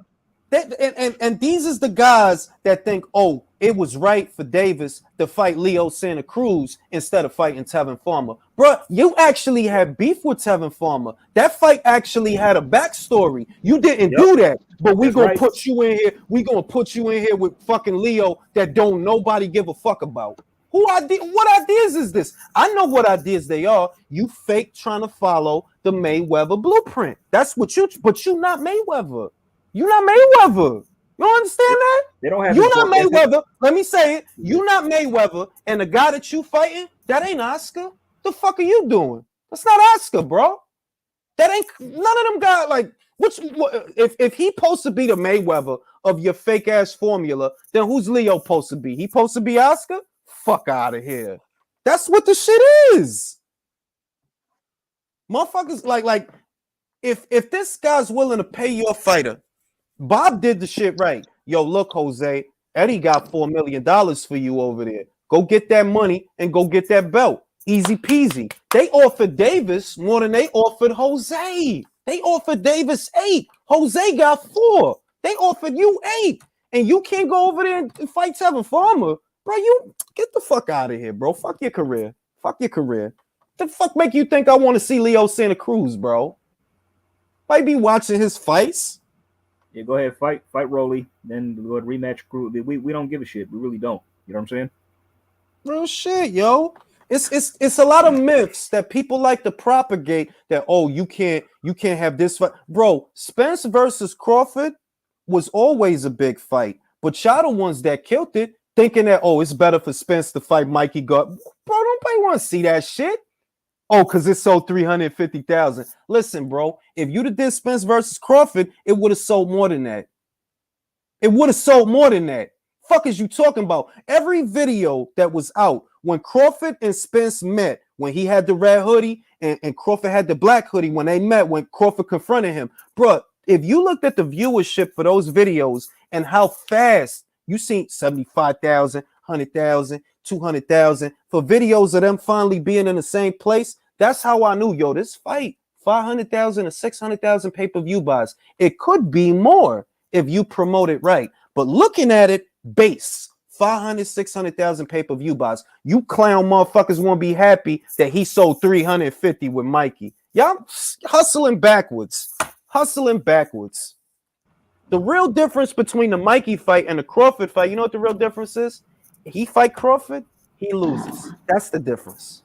Boom. That's the difference. Scary ass shit. Scared money don't make money. It's a reason that shit is a saying. Scared money don't make money, bro. You would have made more fighting Crawford than you would have made fighting Mikey. But y'all wait till this dude start drinking, flipping Ferraris, eye falling out. This shit ain't worth nothing now. If they would have found out Crawford wipes the floor with him more than he would saw before.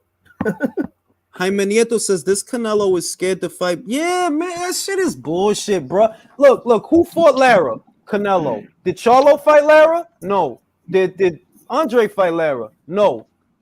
They fought Trout after Canelo gave Trout his first loss. That's when they fought Trout. After Canelo gave Trout his first loss. Who fought Danny Jacobs? Jamal Charlo? No. Demetrius Andre? No. So what are we talking about, bro? What the fuck are we talking about? Oh, Yeah, Benavidez Mr. and Charlo, they're so good. Why aren't they fighting each other?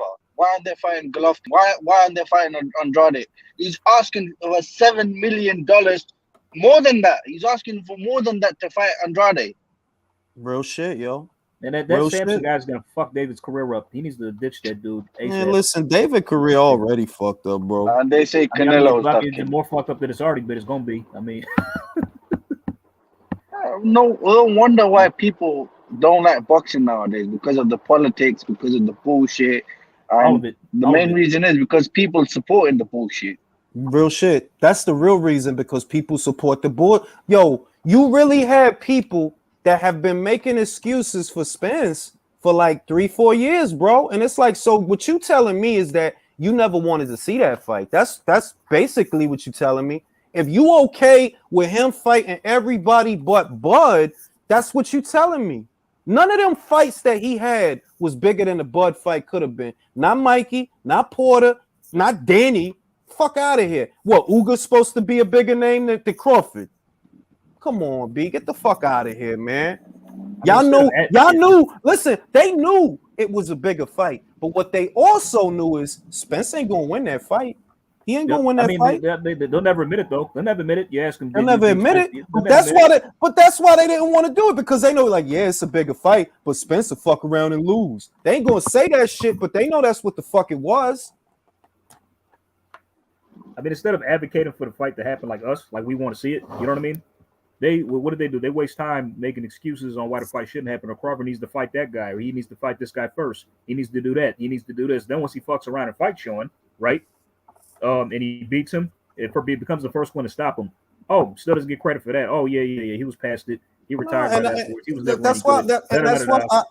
that's why I try to focus on the actual stories instead of all the bullshit that, you know, the narratives and other content creators and just what bullshit they're putting out there. I stopped focusing on that when I realized that, like, look, whatever audience watches your videos, even if it's a bigger audience than mine, whatever audience watches your videos, they don't represent boxing, because the fighters you like, it don't show up in the numbers. You talking about Charlo like he the shit, so how come his numbers don't look like that? How come? Whoever it is you talking to, they don't represent the boxing community or the consumer. So go ahead, make your shit. Nobody gives a fuck anyway. Okay, Nobody gives a fuck anyway. Julius, but wait. let's say you has as a promotional company, you want to make everything in-house. Mm-hmm. Let's say you can do that successfully. Mm-hmm. If I remember right, for example, Leo Santa Cruz was rated in your powerful power list. Oh, there was a time, yeah, I had no choice. I Yeah, wasn't happy about it though. yeah, I wasn't happy either, but I saw his career and say, okay, Davis against Leo is not like it's not the fight I want to see, but it had some merit at that time. Okay, you Gervonta Davis won that fight. PBC, who else you got? Mario Barrios, Isaac Cruz.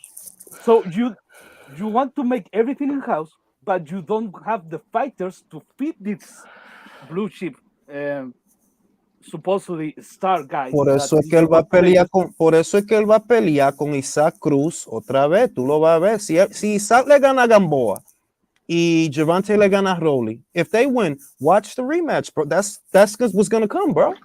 Because like you just said, they don't have the bodies at 135 and 140 for him. They don't have them. No. For example, let's look at promotional company that hace eso, pero bien. Okay. Top rank. Sí. You have Teofimo Lopez, Lomachenko. They fight each other. Teofimo wins.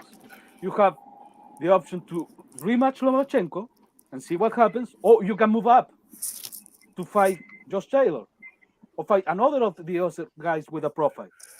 They have a plan. They have options for him. In the PBC, for Gervonta Davis, they have no options. Pero también Top Rank lo hace como si es la verdad. Top Rank lo hace y también Matchroom lo hace también. They do it. Like they do it. Yeah. But they're doing it the right way. Like, yes, we're actually grooming fighters. We're grooming fighters to one day be ready to become champions and hopefully beyond that become marquee attractions. Pero you're not going to do it right con esta mierda de que fucking Davis versus Muñez, Davis versus Cuellar, Davis versus fucking Fonseca. Like, bro, nobody want to see that shit. What the fuck? Nobody want to see that shit. No. Bro, and the funny thing is they are protecting Cruz from any other fighters. They rejected the Ryan Garcia fight because they know if Ryan Garcia beats him easy, that's it. Tank is gone. All his hype is gone. That's what makes sense now. It makes sense now that they put him in with Gamboa. Yeah. Now, Sawab, what did I say when that shit was going on? I said, yo, look, that shit ain't going to turn into nothing. Isaac is going to be on the same protection plan. Not because I think Isaac is afraid of Ryan. I don't think Isaac is afraid of Ryan. I think Isaac would take the fight if it was up to Isaac. But it's not up to Isaac. It's up to his handlers. And they going to protect him because if he go out there and he gets smoked. It's the same thing with Ortiz. The thing that happened with Ortiz, he got offered $7 million. His manager didn't even tell him that he's going to get paid $7 million to fight AJ. Because if he did, you know he's going to get smoked and Wilder's going to look like shit. It's going to make him look. And they like, bro, they don't want to look bad. Image. Like, bro. They need to save people's image. This guy just went the distance with what's supposed to be supposedly a tank. Supposed to be a knockout, electrifying puncher, but he couldn't knock this kid out. So what does it do to your marketing strategy for Davis if that same dude that went the distance with Davis, he go in there with Ryan and he eat one of them left hooks that laid out Fonseca? Bro, the jig is up. You ain't gonna be able to talk that shit no more. Like, bro, this is what I know, all right? He went 12 with Davis. They put him in there with Ryan, and Ryan smoked him. Because I do think, Ryan could probably smoke him. He probably could because he mad little. You got to close the gap just to come close to Ryan. And even though I think Ryan chinny, and even though I think he could be hit, he's faster than you. He's taller than you. You always going to have to close the gap. So you in line for the left hook. You in line for it. If you ain't in line for the hook, you in line for the uppercut because you're little. He will knock him out. Nothing against Isaac. You know what, Julius? I'm going to say it. At that time, when Terence Crawford fought Sean Porter and his father called him out of the fight, the feeling I got was this. Someone in Al Haymon team talked to Porter Sr. and told him, look, you can fight this guy, but if this shit is looking is going south, pull your kid out of the fight early. Don't let him get beat to a pulp, because if you let him get beat the shit out of him, we look really bad. So took the bullet, took the bullet, take the blame for that, because everyone was blaming Kenny Porter for that decision. But I think someone in Al Haymon's team told him, put that guy out of the fight, because we are gonna look like shit. It's all about, bro. It's all about. Listen, it's all about. It's all about image, bro. It's not about substance. It's all about image. El imagen que diablo, que hay mucha gente ahí, coño. Look at all that shit, yo. It's mad people in that shit. Fucking packed, dude. Bro, when are they coming out? People. Bro. All right, okay, here they come. Nice. Sweet. About time, shit, man. All right, they're coming out. They're coming out. They're coming Eddie out. They're Hearn coming is out. salty, bro. Eddie You Hearn think is he very not? salty. You think he not? You think He's he? salty, You think he bro. not? He just calling them washed up and God. Yo, we all know he watching this shit right now. We all know. Of course he is. How could That's he what not? I don't like. He's just becoming all Bob of the becoming. UK. Being real, I wouldn't be surprised if the whole UK watching this shit, right? Because everybody noticed and I said it. I said it months ago. Watch the pay-per-views. Watch the pay-per-view numbers, bro. Watch it. I think it's gonna be. I don't want to say much, but probably 800K. I don't want to say too much. Maybe 800K. I said like, yo, everybody belly aching and moaning, but I know the night of that fight, they gonna be watching because we want to know who would have won the fight. We want to know. I still it's only 20 pounds. Listen, really, I still don't know who's gonna win the fight. That's the best kind of fight when you don't know. Yeah, this is a true 50-50 for sure. Anybody think the ring rust will affect the mirror? I mean, listen, bro. Remember, fucking Brook last fight was Crawford. Mm-hmm. But he's fought twice in what the last 2 years. Conor, he hasn't fought at all. It's been nearly 3. So we about to find out. B. Brook making his ring walk. We about to find out.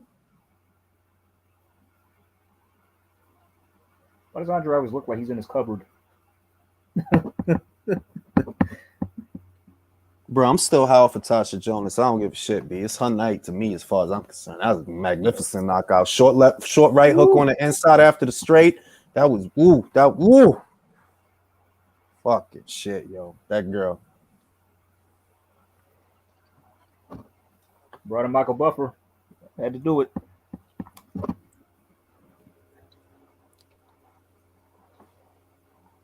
Well, you know, Michael Buffer, when I hear his voice, bro, after that, I'm hyped for the fight for some reason. Bro. Yeah, man, shit, man. You know, Michael Buffer know how to do it. He treated True OG announcer.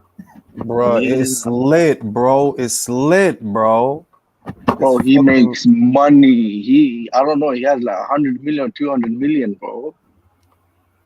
I think I read somewhere else he gets paid like over 30, like over like hundreds of thousands to say his catchphrase like every time. He's got that shit traded. Of course. Of course. And he doesn't do it for all the fights. He just does it for the main event only, for the big ones. Bro, it's lit. Damn, man, it's looking nice over there. I wish I was there, kind of, man. Man, there's a problem with being a business owner. I wish I could win, but stuck at work, mate. They just finished. I'm driving home. Hopefully, yo, I catch you on time. Who the fuck is playing the piano, bro? They got a dude playing the piano. Who is that? Is that somebody famous? I don't know. Probably playing the national anthem. God save the Queen. Bro. You should come out. Man, this better not be a chocolate brownie theme song.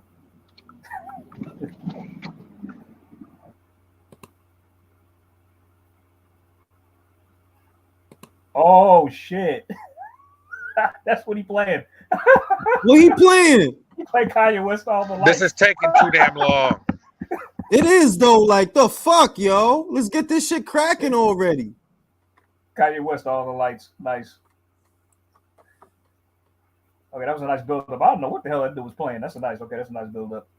Yeah, that's Kel shit. That's Kel shit. His come out shit.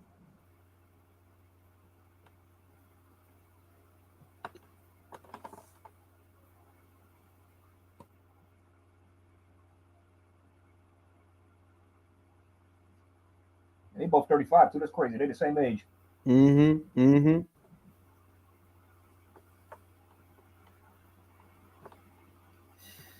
Ooh, boy, man. Okay, so this is a welterweight contest. Yeah, this is a really it's a junior welterweight contest because it's being fought above 147. They both 149. Yeah. As long as it's above 147, anything in between 147 and 154, that's junior middle. So technically, it's a junior middle contest. They both weighted under the limit, though. I think Kel came in at 148, and Amir came in at 147. I want to say. I mean, yo, I don't know what's about to happen, bro. I don't. Yo, look at that arena, bro. Damn. It's lit, B.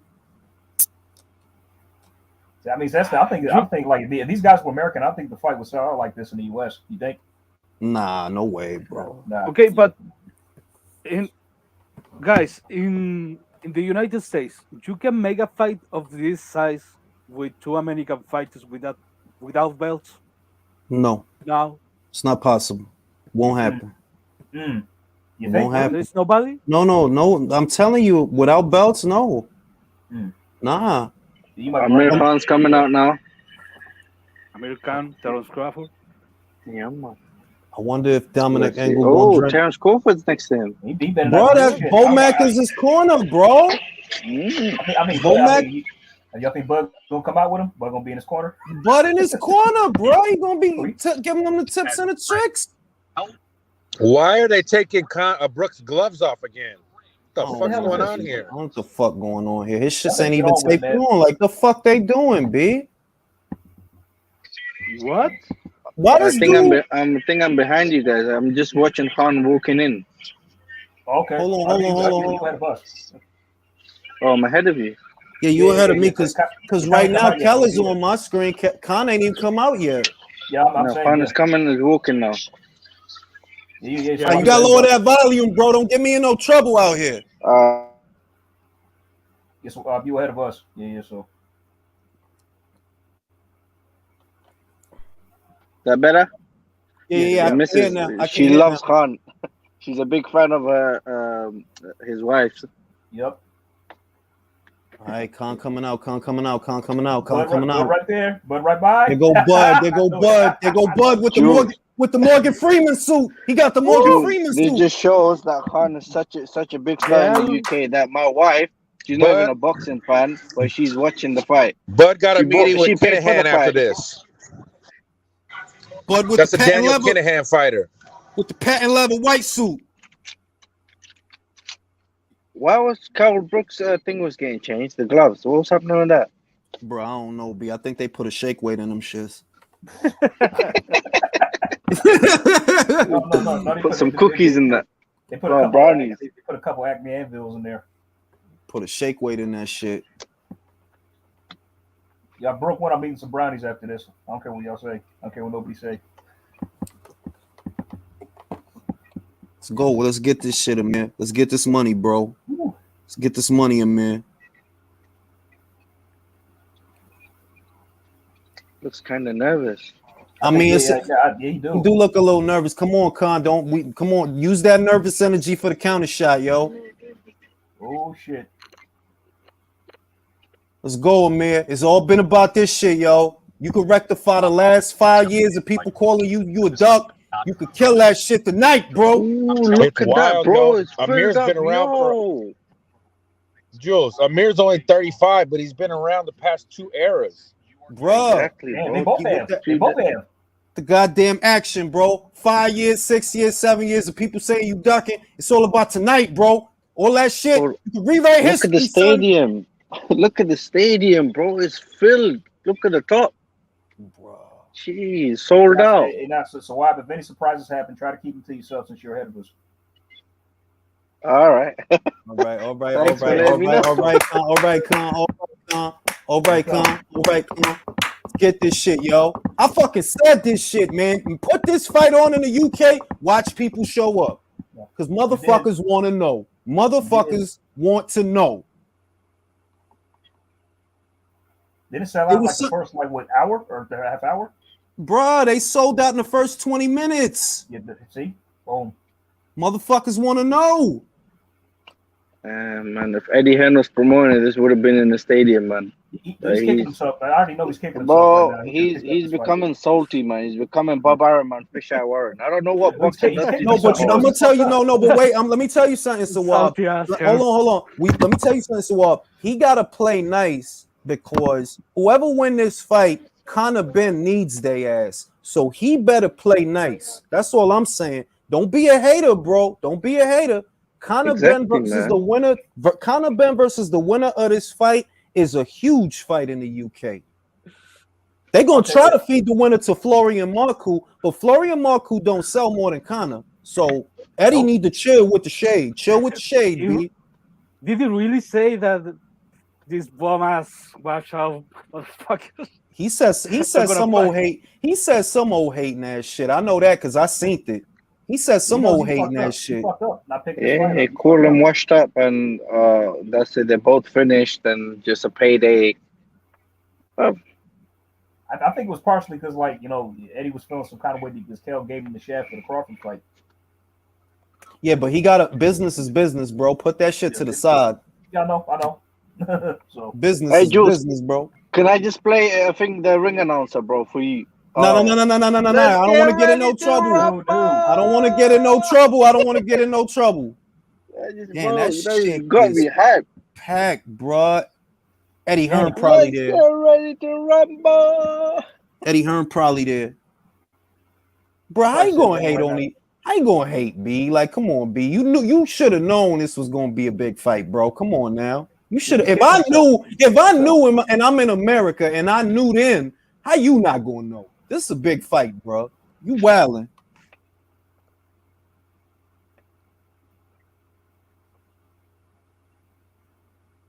He got stiff competition in Scott, and that's what this shows. They're like, yeah, you a great promoter. I'm not gonna take that away from you, but you got your work cut out for you with Scott, bro. You got your work cut out for you. I'm glad ESPN picked this shit up. I'm glad they picked this shit up. Real shit. Bro, look at all them people, bro. Damn. Exactly, bro. Look at all the lights around. Bro. So Kel Brook just got announced, and now Amir Khan getting announced. So how far are you guys? Like how back? Right now, I see Kel. They introducing Kel. He's on the screen. No, they're introducing Khan. So you guys are quite, I think, like 30 seconds back. Dominic Engel just grabbed Kel's balls on my end. I don't know if I'm talking about He just grabbed Kel's balls on my end. I don't know if I'm ahead of y'all. Yeah, I think you are way too ahead of us. He wants his ball sweat. That's what he wants. Real shit. He got a couple. Watching them get in the shower, bro. The fight's already done. Yeah, on my end, they already in the hotel room, bro.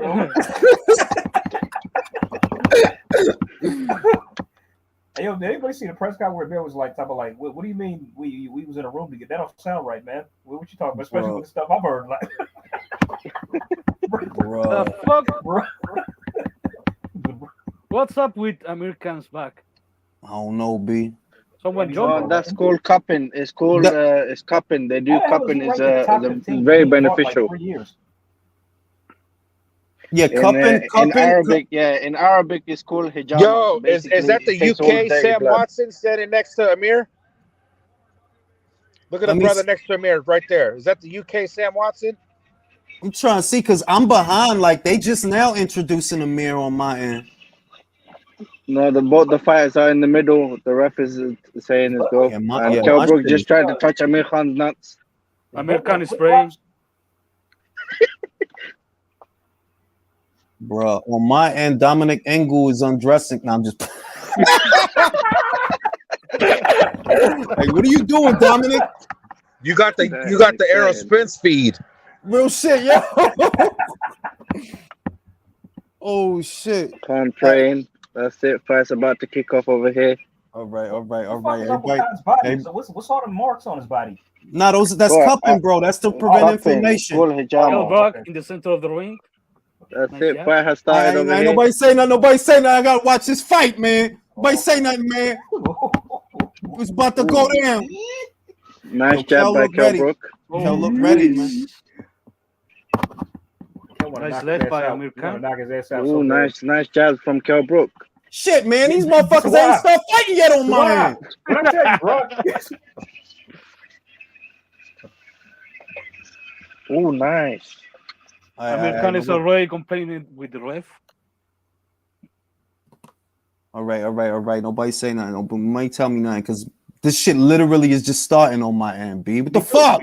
Me too. I'm 30 seconds in already. 1 minute in. I'm 1 minute in the fight. There's 2:05 left. All right. Come on. Hey, come on. Let's go.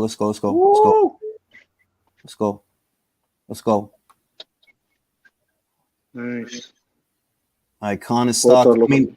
Yes. Brook stalking him. Khan is boxing. Touches him with the jab. Touched him with the jab. Good jab from Kell Brook. Got to be careful. Oh, okay. I see that hooks there. Khan tried for a double jab and ain't touched nothing. Tried for the double jab. Khan definitely. All right, so we know who the aggressor is early. Ooh, try for the hook. Oh, shit. Leo, what happened? No. Keep watching. Oh, shit. Nothing has happened. Nothing. Keep watching. Leo, you playing? Bro, you know that Leo stream is ahead of everybody's, right? Oh, Khan got touched. Oh, Kell Brook. Oh, bro. Oh, come on, Khan, get out. Oh, that's it. Use the ring. Damn. Woo! Let's go, bro. You saw that, yeah? You saw that, yeah? Nice defense by Kell. Okay, hold on. Kell got around all that bullshit. Hell yeah, he did. Ooh. This one goes to Kell Brook. Ooh, he landed. Kell Brook's a fucking big. Kell Brook's a big fucking dude. Khan is on Bambi legs. Shit. Ooh, it's clinching. Nice. Boy gave him a big right while they were clinching. Damn. Kind of doing that bullshit. He's throwing. He's doing that repetitive bullshit. Ooh. What a fight. Ooh. 10 seconds left. You see? You saw that, yeah? 10 seconds left here. Get him, Kell. Get his ass. Amir on that bike. Get your legs back. He's on that bicicleta. Right. Do you guys want me to shut up or do you want me to say? Because I think I'm 1 minute ahead. The fight has finished. Be quiet. So don't say that, man. Come on now. All right. Oh shit! Oh shit!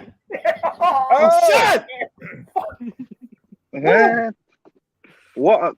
This round one. Khan is losing form, bro. He losing form. Yeah. Oh, man. He was on Bambi legs, man. First round, everybody. Kell was landing. Chocolate brownie. Oh. Chocolate brownie. Yo, Khan don't look good, bro. You know, spaghetti legs. He ain't got his foot in. Come on, B.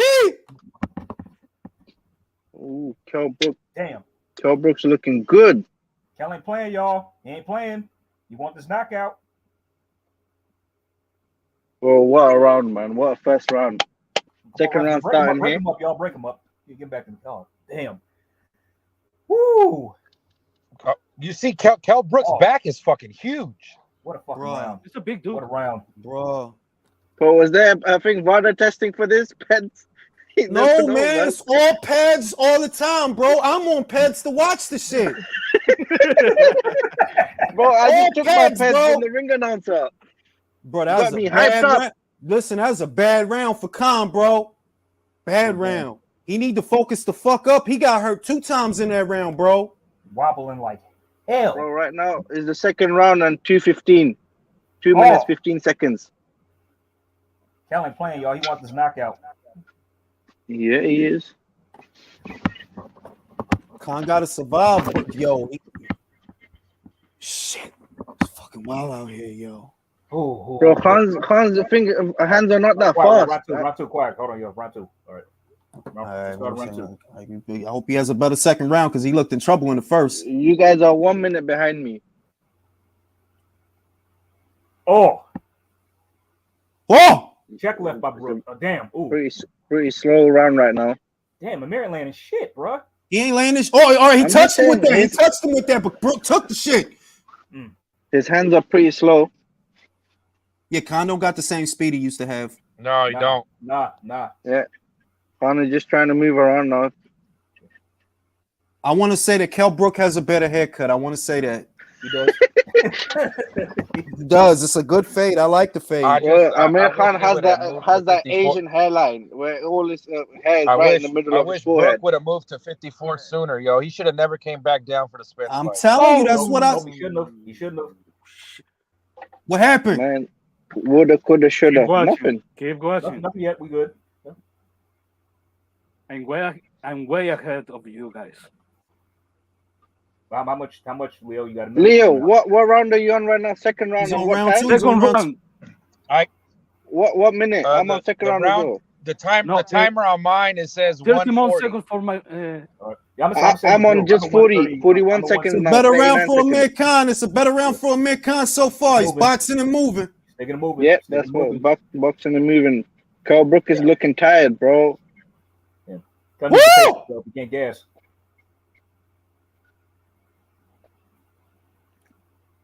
There's hand speed giving the problems right here.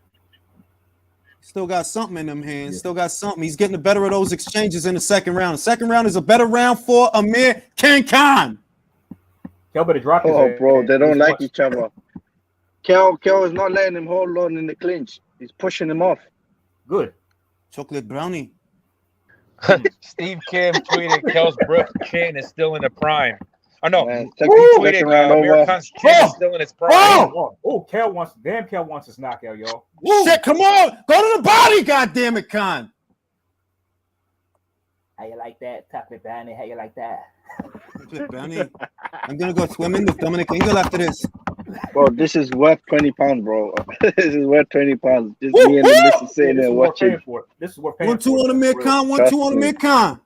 Khan trying to make this fight messy. If that's what he got to do, that's what he got to do. Better round for Khan. Not sure if he nicked it. Did he nick it? But, no, I feel like he did. He showed more combinations, got the better of the exchanges. But Brook is clearly a threat. Brook is clearly a threat. He is. It's 1-1. 1-1 on my cards.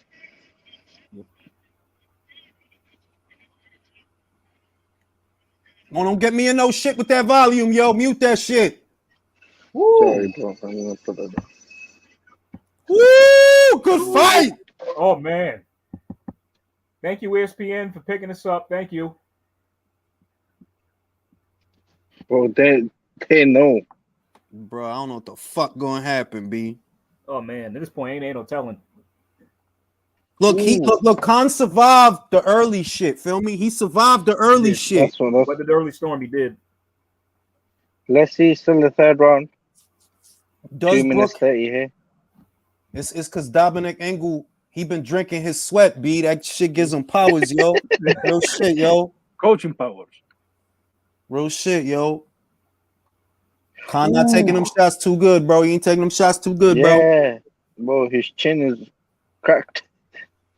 Oh, glass eye versus glass chin and a brawl for it all. I think it looks like the glass eye is gonna win. Damn, it's only round. It's only the third round. It's only the third round.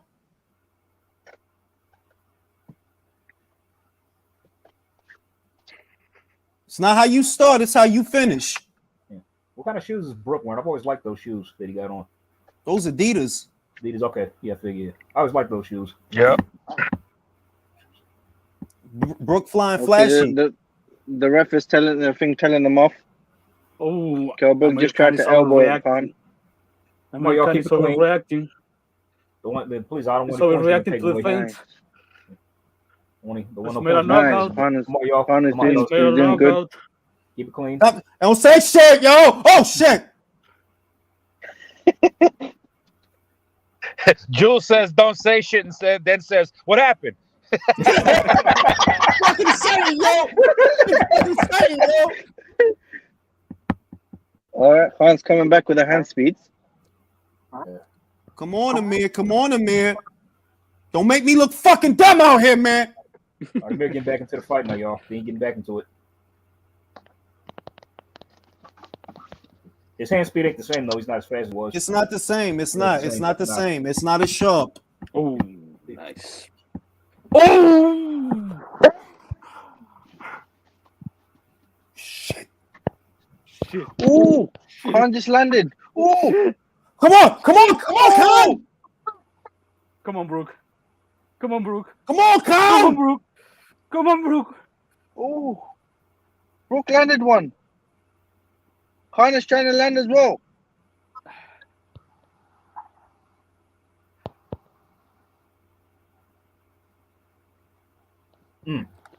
Ooh, he's getting caught. Oh, Oh, he's on the rope. Who's on the ropes, man? What's going on? He's on the rope. Khan's on the rope. Oh, Get shit. off the Oh, shit. ropes, Khan. Took a knee. Okay, he got pushed. No, knocked out. Oh, third round over. I smell a clean knockout. Yeah. what? Khan should have never got that fucking haircut. You right, That's Jules? what Is it he is. Dominican? It's just a Working at fucking T-Mobile? Bro, that ain't no Dominican haircut. Fucking Brook got the Dominican fade. You go to Broadway, you want to see 10 motherfuckers. Oh, Oh. I tell you what, this ain't no motherfucking school in the mirror. I tell you that fucking shit. Oh. Time up, goddammit. Chocolate brownie. I need some brownies tonight, baby. That's what I'm saying. You know, for you lot, I'm gonna go 30 seconds back just so we're on the same page. All right, Chocolate brownie. Yo, Kell Brook is not playing, bro. He is not playing. I need this. Hey, look, if Brook wins, I need Conor Benn versus Kell Brook, bro. And I'm not playing. Stop playing with me, Eddie Hearn. Stop playing with me, Eddie Hearn. I love that. Stop playing with me, Eddie Hearn. Third round just started. And Brook is taking his shit though, man. He's taking what he's throwing. Look, bro, it's 2-1 Brook. He's It's eating 2-1 it Brook. up. 2-1 Brook. Eating it up. Ooh, you know, Kell Brook is landing the stronger punches. He is. Bro, he wants a knockout, man. He wants to knock this. Somebody gotta go, bro. Somebody gotta go. Let's get it. Y'all gonna be Brook. I don't care who it is. Somebody gotta go. Yeah, y'all can't let this go to the cards. Come on, Con. You ain't scared to jerk off in front of people. You scared of this guy? Let's get this money. Get this money. Woo! Nice.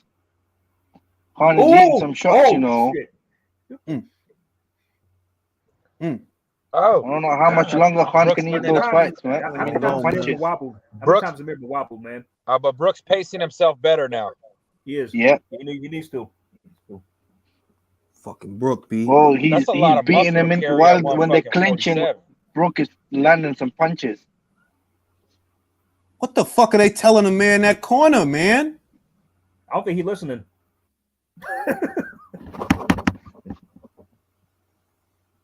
He just wants to go home and be on Skype, man. Amir been wobbled like 4 times already, by my count. Yeah. Bruh. Come on. For how much longer can Kell Brook hold it? We in round 4, B. I mean, something got to give. Something got to give. Bro, they're both tired. Connor's tired. Yeah, he probably hurt. Ooh. That 1-2 landed. Oh. Hurt him hitting him to the body. That shit knocked his ass across the ring. Con ain't even throwing that much now. He just on the move now. He ain't even throwing. I mean, he's trying to survive. Vicious puncher, man. Kell Brook is throwing them punches with some power. Bro, he want a knockout, man. Good hook by Khan, but it's not enough. Like Kell eating them shits. Ain't enough Get to the keep him chocolate off. brownies. Talked all that shit, man. You done made him mad. Chocolate brownie special delivery. Said this one's special for you. Shit. Yeah, Kel owning this fight, bro. Kel is running this He is, fight. man. He is. Damn, he got a mirror retreat like I don't know what. Well, I need to turn these heaters off. I'm getting heated over here, bro. Woo.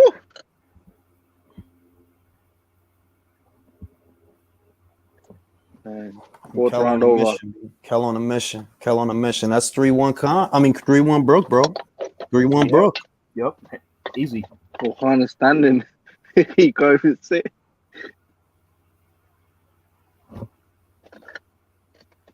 Watch Bomac gonna tell him to fake a nut shot. Bro, shit.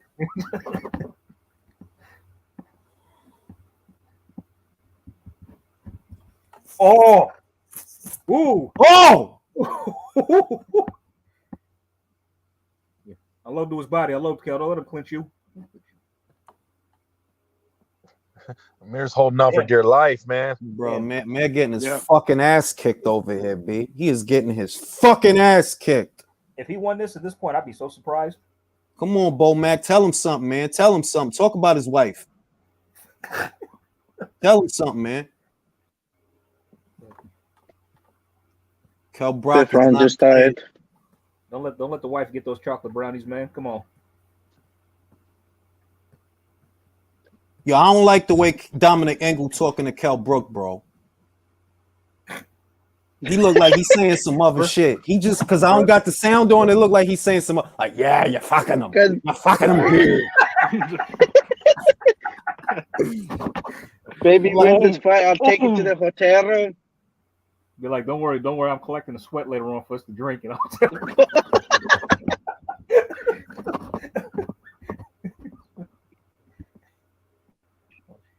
Oh shit! Damn, so in the fifth round. Shit! The fuck is going on, Leo? Leo. Kel Brook is getting tired. Ooh. Oh.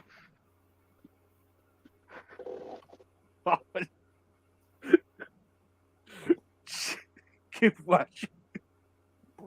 Oh. I already know Connor's getting his fucking ass kicked, isn't he? He is getting his fucking ass kicked. He is 80. They might be better ahead. No rounds. Bro, they got it a Andre clean. has him up. Andre All has him 4 rounds, bro. Power. Bro, Connor's missing by a mile, bro. The fuck, bro? Chocolate brownie. Chocolate brownie. Why I'm so happy about this? For Sheffield. This for Dominic Engel. Touch my butt between the rounds. Oh my damn. Oh, damn. Nice one, bro. Con can't take much more of this, no, bro. Man. No, bro. Con cannot take. Yo. They need to throw the towel He in, is bro. fucking torturing this dude, man. He is torturing this dude. This is for everything he said to me. Left it up. Oh, no. I'm oh, my days. Oh. Yeah, come on, B. Throw something, man. Fight back. How you on his feet after all this shit? This is crazy. Come on, Con. Fight back, man. Kel, you better drop him at least once, bro. Oh, Brook looks good, man. Oh. This look like Kel Brook. He's throwing them punches with mean. He's mean. He wants to get him out of there. He wants to put him in coma. Look at That's what I've been saying. Looking all sad. Oh. Hey Leo, you need to come back 30 seconds. Not fair. I came back 30 seconds for these look. Come on. It's turned into a one-sided beating, man.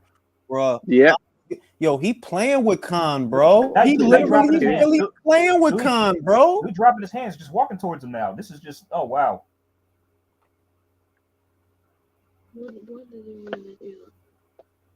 What is going on? Yeah, Kel's got to take the next round. Oh my! Look at Kel Brook.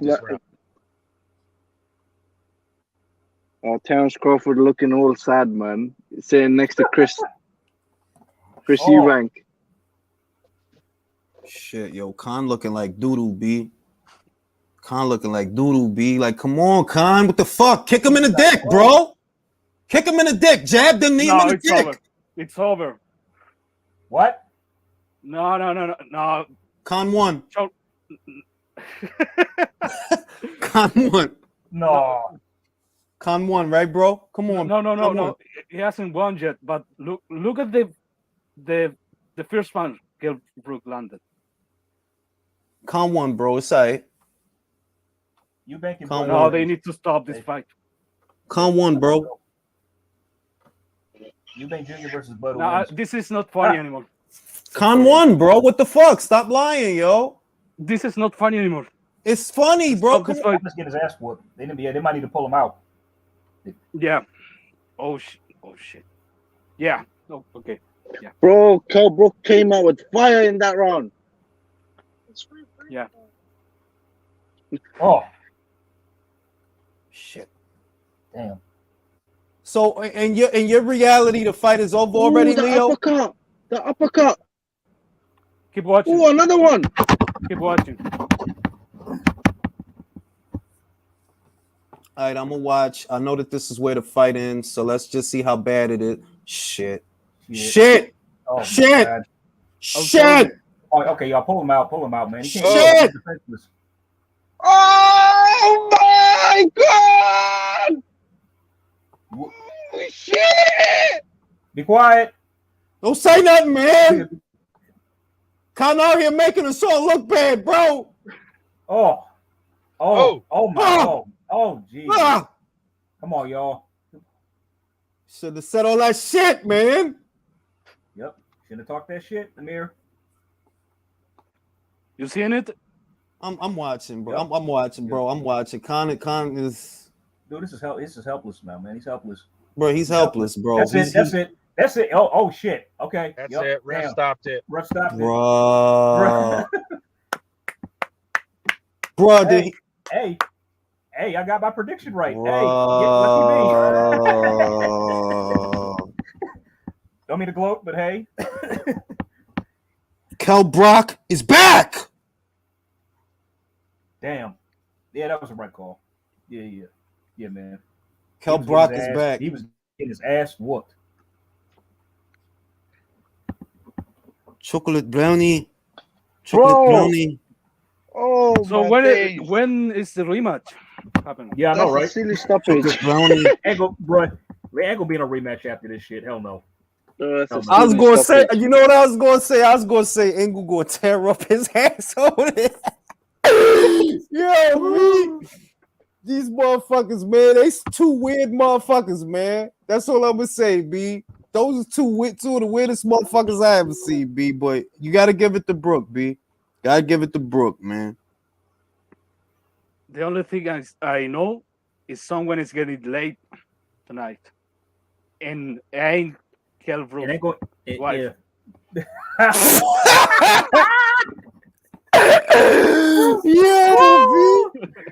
Yo, B. They got a weird relationship, bro. That's all I'm saying, man. Him and Dom, ever since that shit, I don't look at them the same, bro. I don't look at that like they're gonna make up. I never seen no shit like that. They're gonna make up a cover story to tell Kell's wife. Yeah, we can't we can't go home. We gotta stay an extra night in the country. Bro. Okay, they are cool. They he beat the fucking shit out of Amir, bro. Yeah. Are they patched things up? Kell gave him his props. That's what's well, up. you know what? Look, like I said, I don't think that Kell could have handled this shit psychologically had he lost, bro. Bro. Shout out to Ebony Bridges. Shout out to Ebony Bridges because she picked Brook. She picked Brook. By knockout or what? By points? Yep. I think she picked him. I think she picked him by knockout. Shout out to her. Hey, I picked Brook too, y'all. Give me my props. I dig it. Yo, that's fucking wow. He beat the fucking shit out of Amir Khan, bro. Rounds like 4-6. That was just a battering that he gave him. Just a battering. He beat the fucking shit out of him, B. Battering. Oh, we'll be all right, man. He might need to go to the hospital. Khan don't need to be boxing no more, bro. He looked terrible. No, he looked fucking terrible, bro. He needs to hang him up now. He looked bad that whole fight, bro. So what we about to get? Brook versus Marco or Brook versus Ben? Brook versus Ben. Give it to us, Eddie. What's up? You know what I'm saying? It's either Brook versus Marcoux or Brook versus Ben, bro. Bro, he beat the fucking shit out of him. Oh, that was a good give fight, me Brook Connor Ben. That's a fucking big fight over there. Yeah, that's a big bro. fight, bro. I'm hyped. I don't know what's gonna happen in that fight. Yo, is that Kid Galahad? I just realized that's Kid Galahad. Where? He in Kell Brook's corner with the cat, with the gray hoodie and the cat. Oh yeah, that is him. Oh shit. Yeah. I thought he looked familiar. Bro, he beat the fucking shit out of Khan, bro. Like he really beat the shit out of him. I'm just watching the replay. Look at Kell Brook is coming out. He's throwing them punches with. You think? Now I'm gonna ask you a question. You think Eddie want to put Connor in there with this Brook?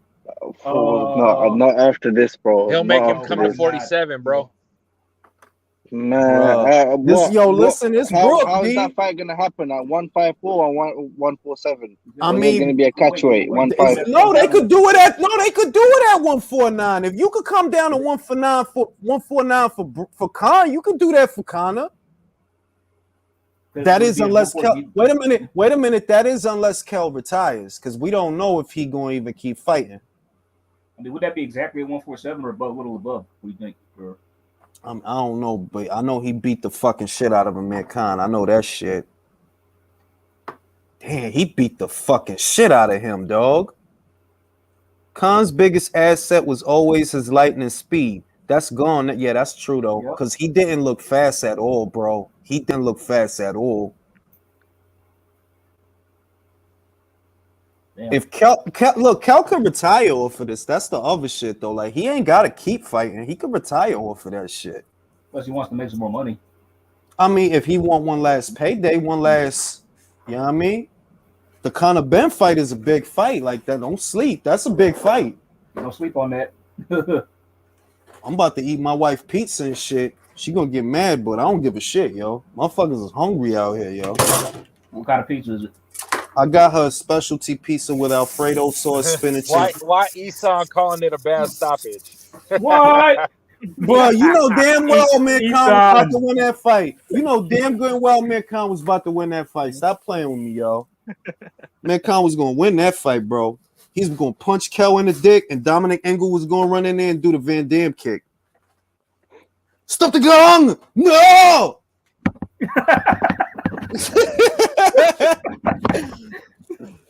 Bro, yo, hey, man, really shit, that was good. That was worth paying for, if I'm being honest. That was a good fucking fight, bro. It had everything, bro. It had build-up, atmosphere. We got to see Natasha Jonas beat the shit out of somebody really fucking fast. I loved it.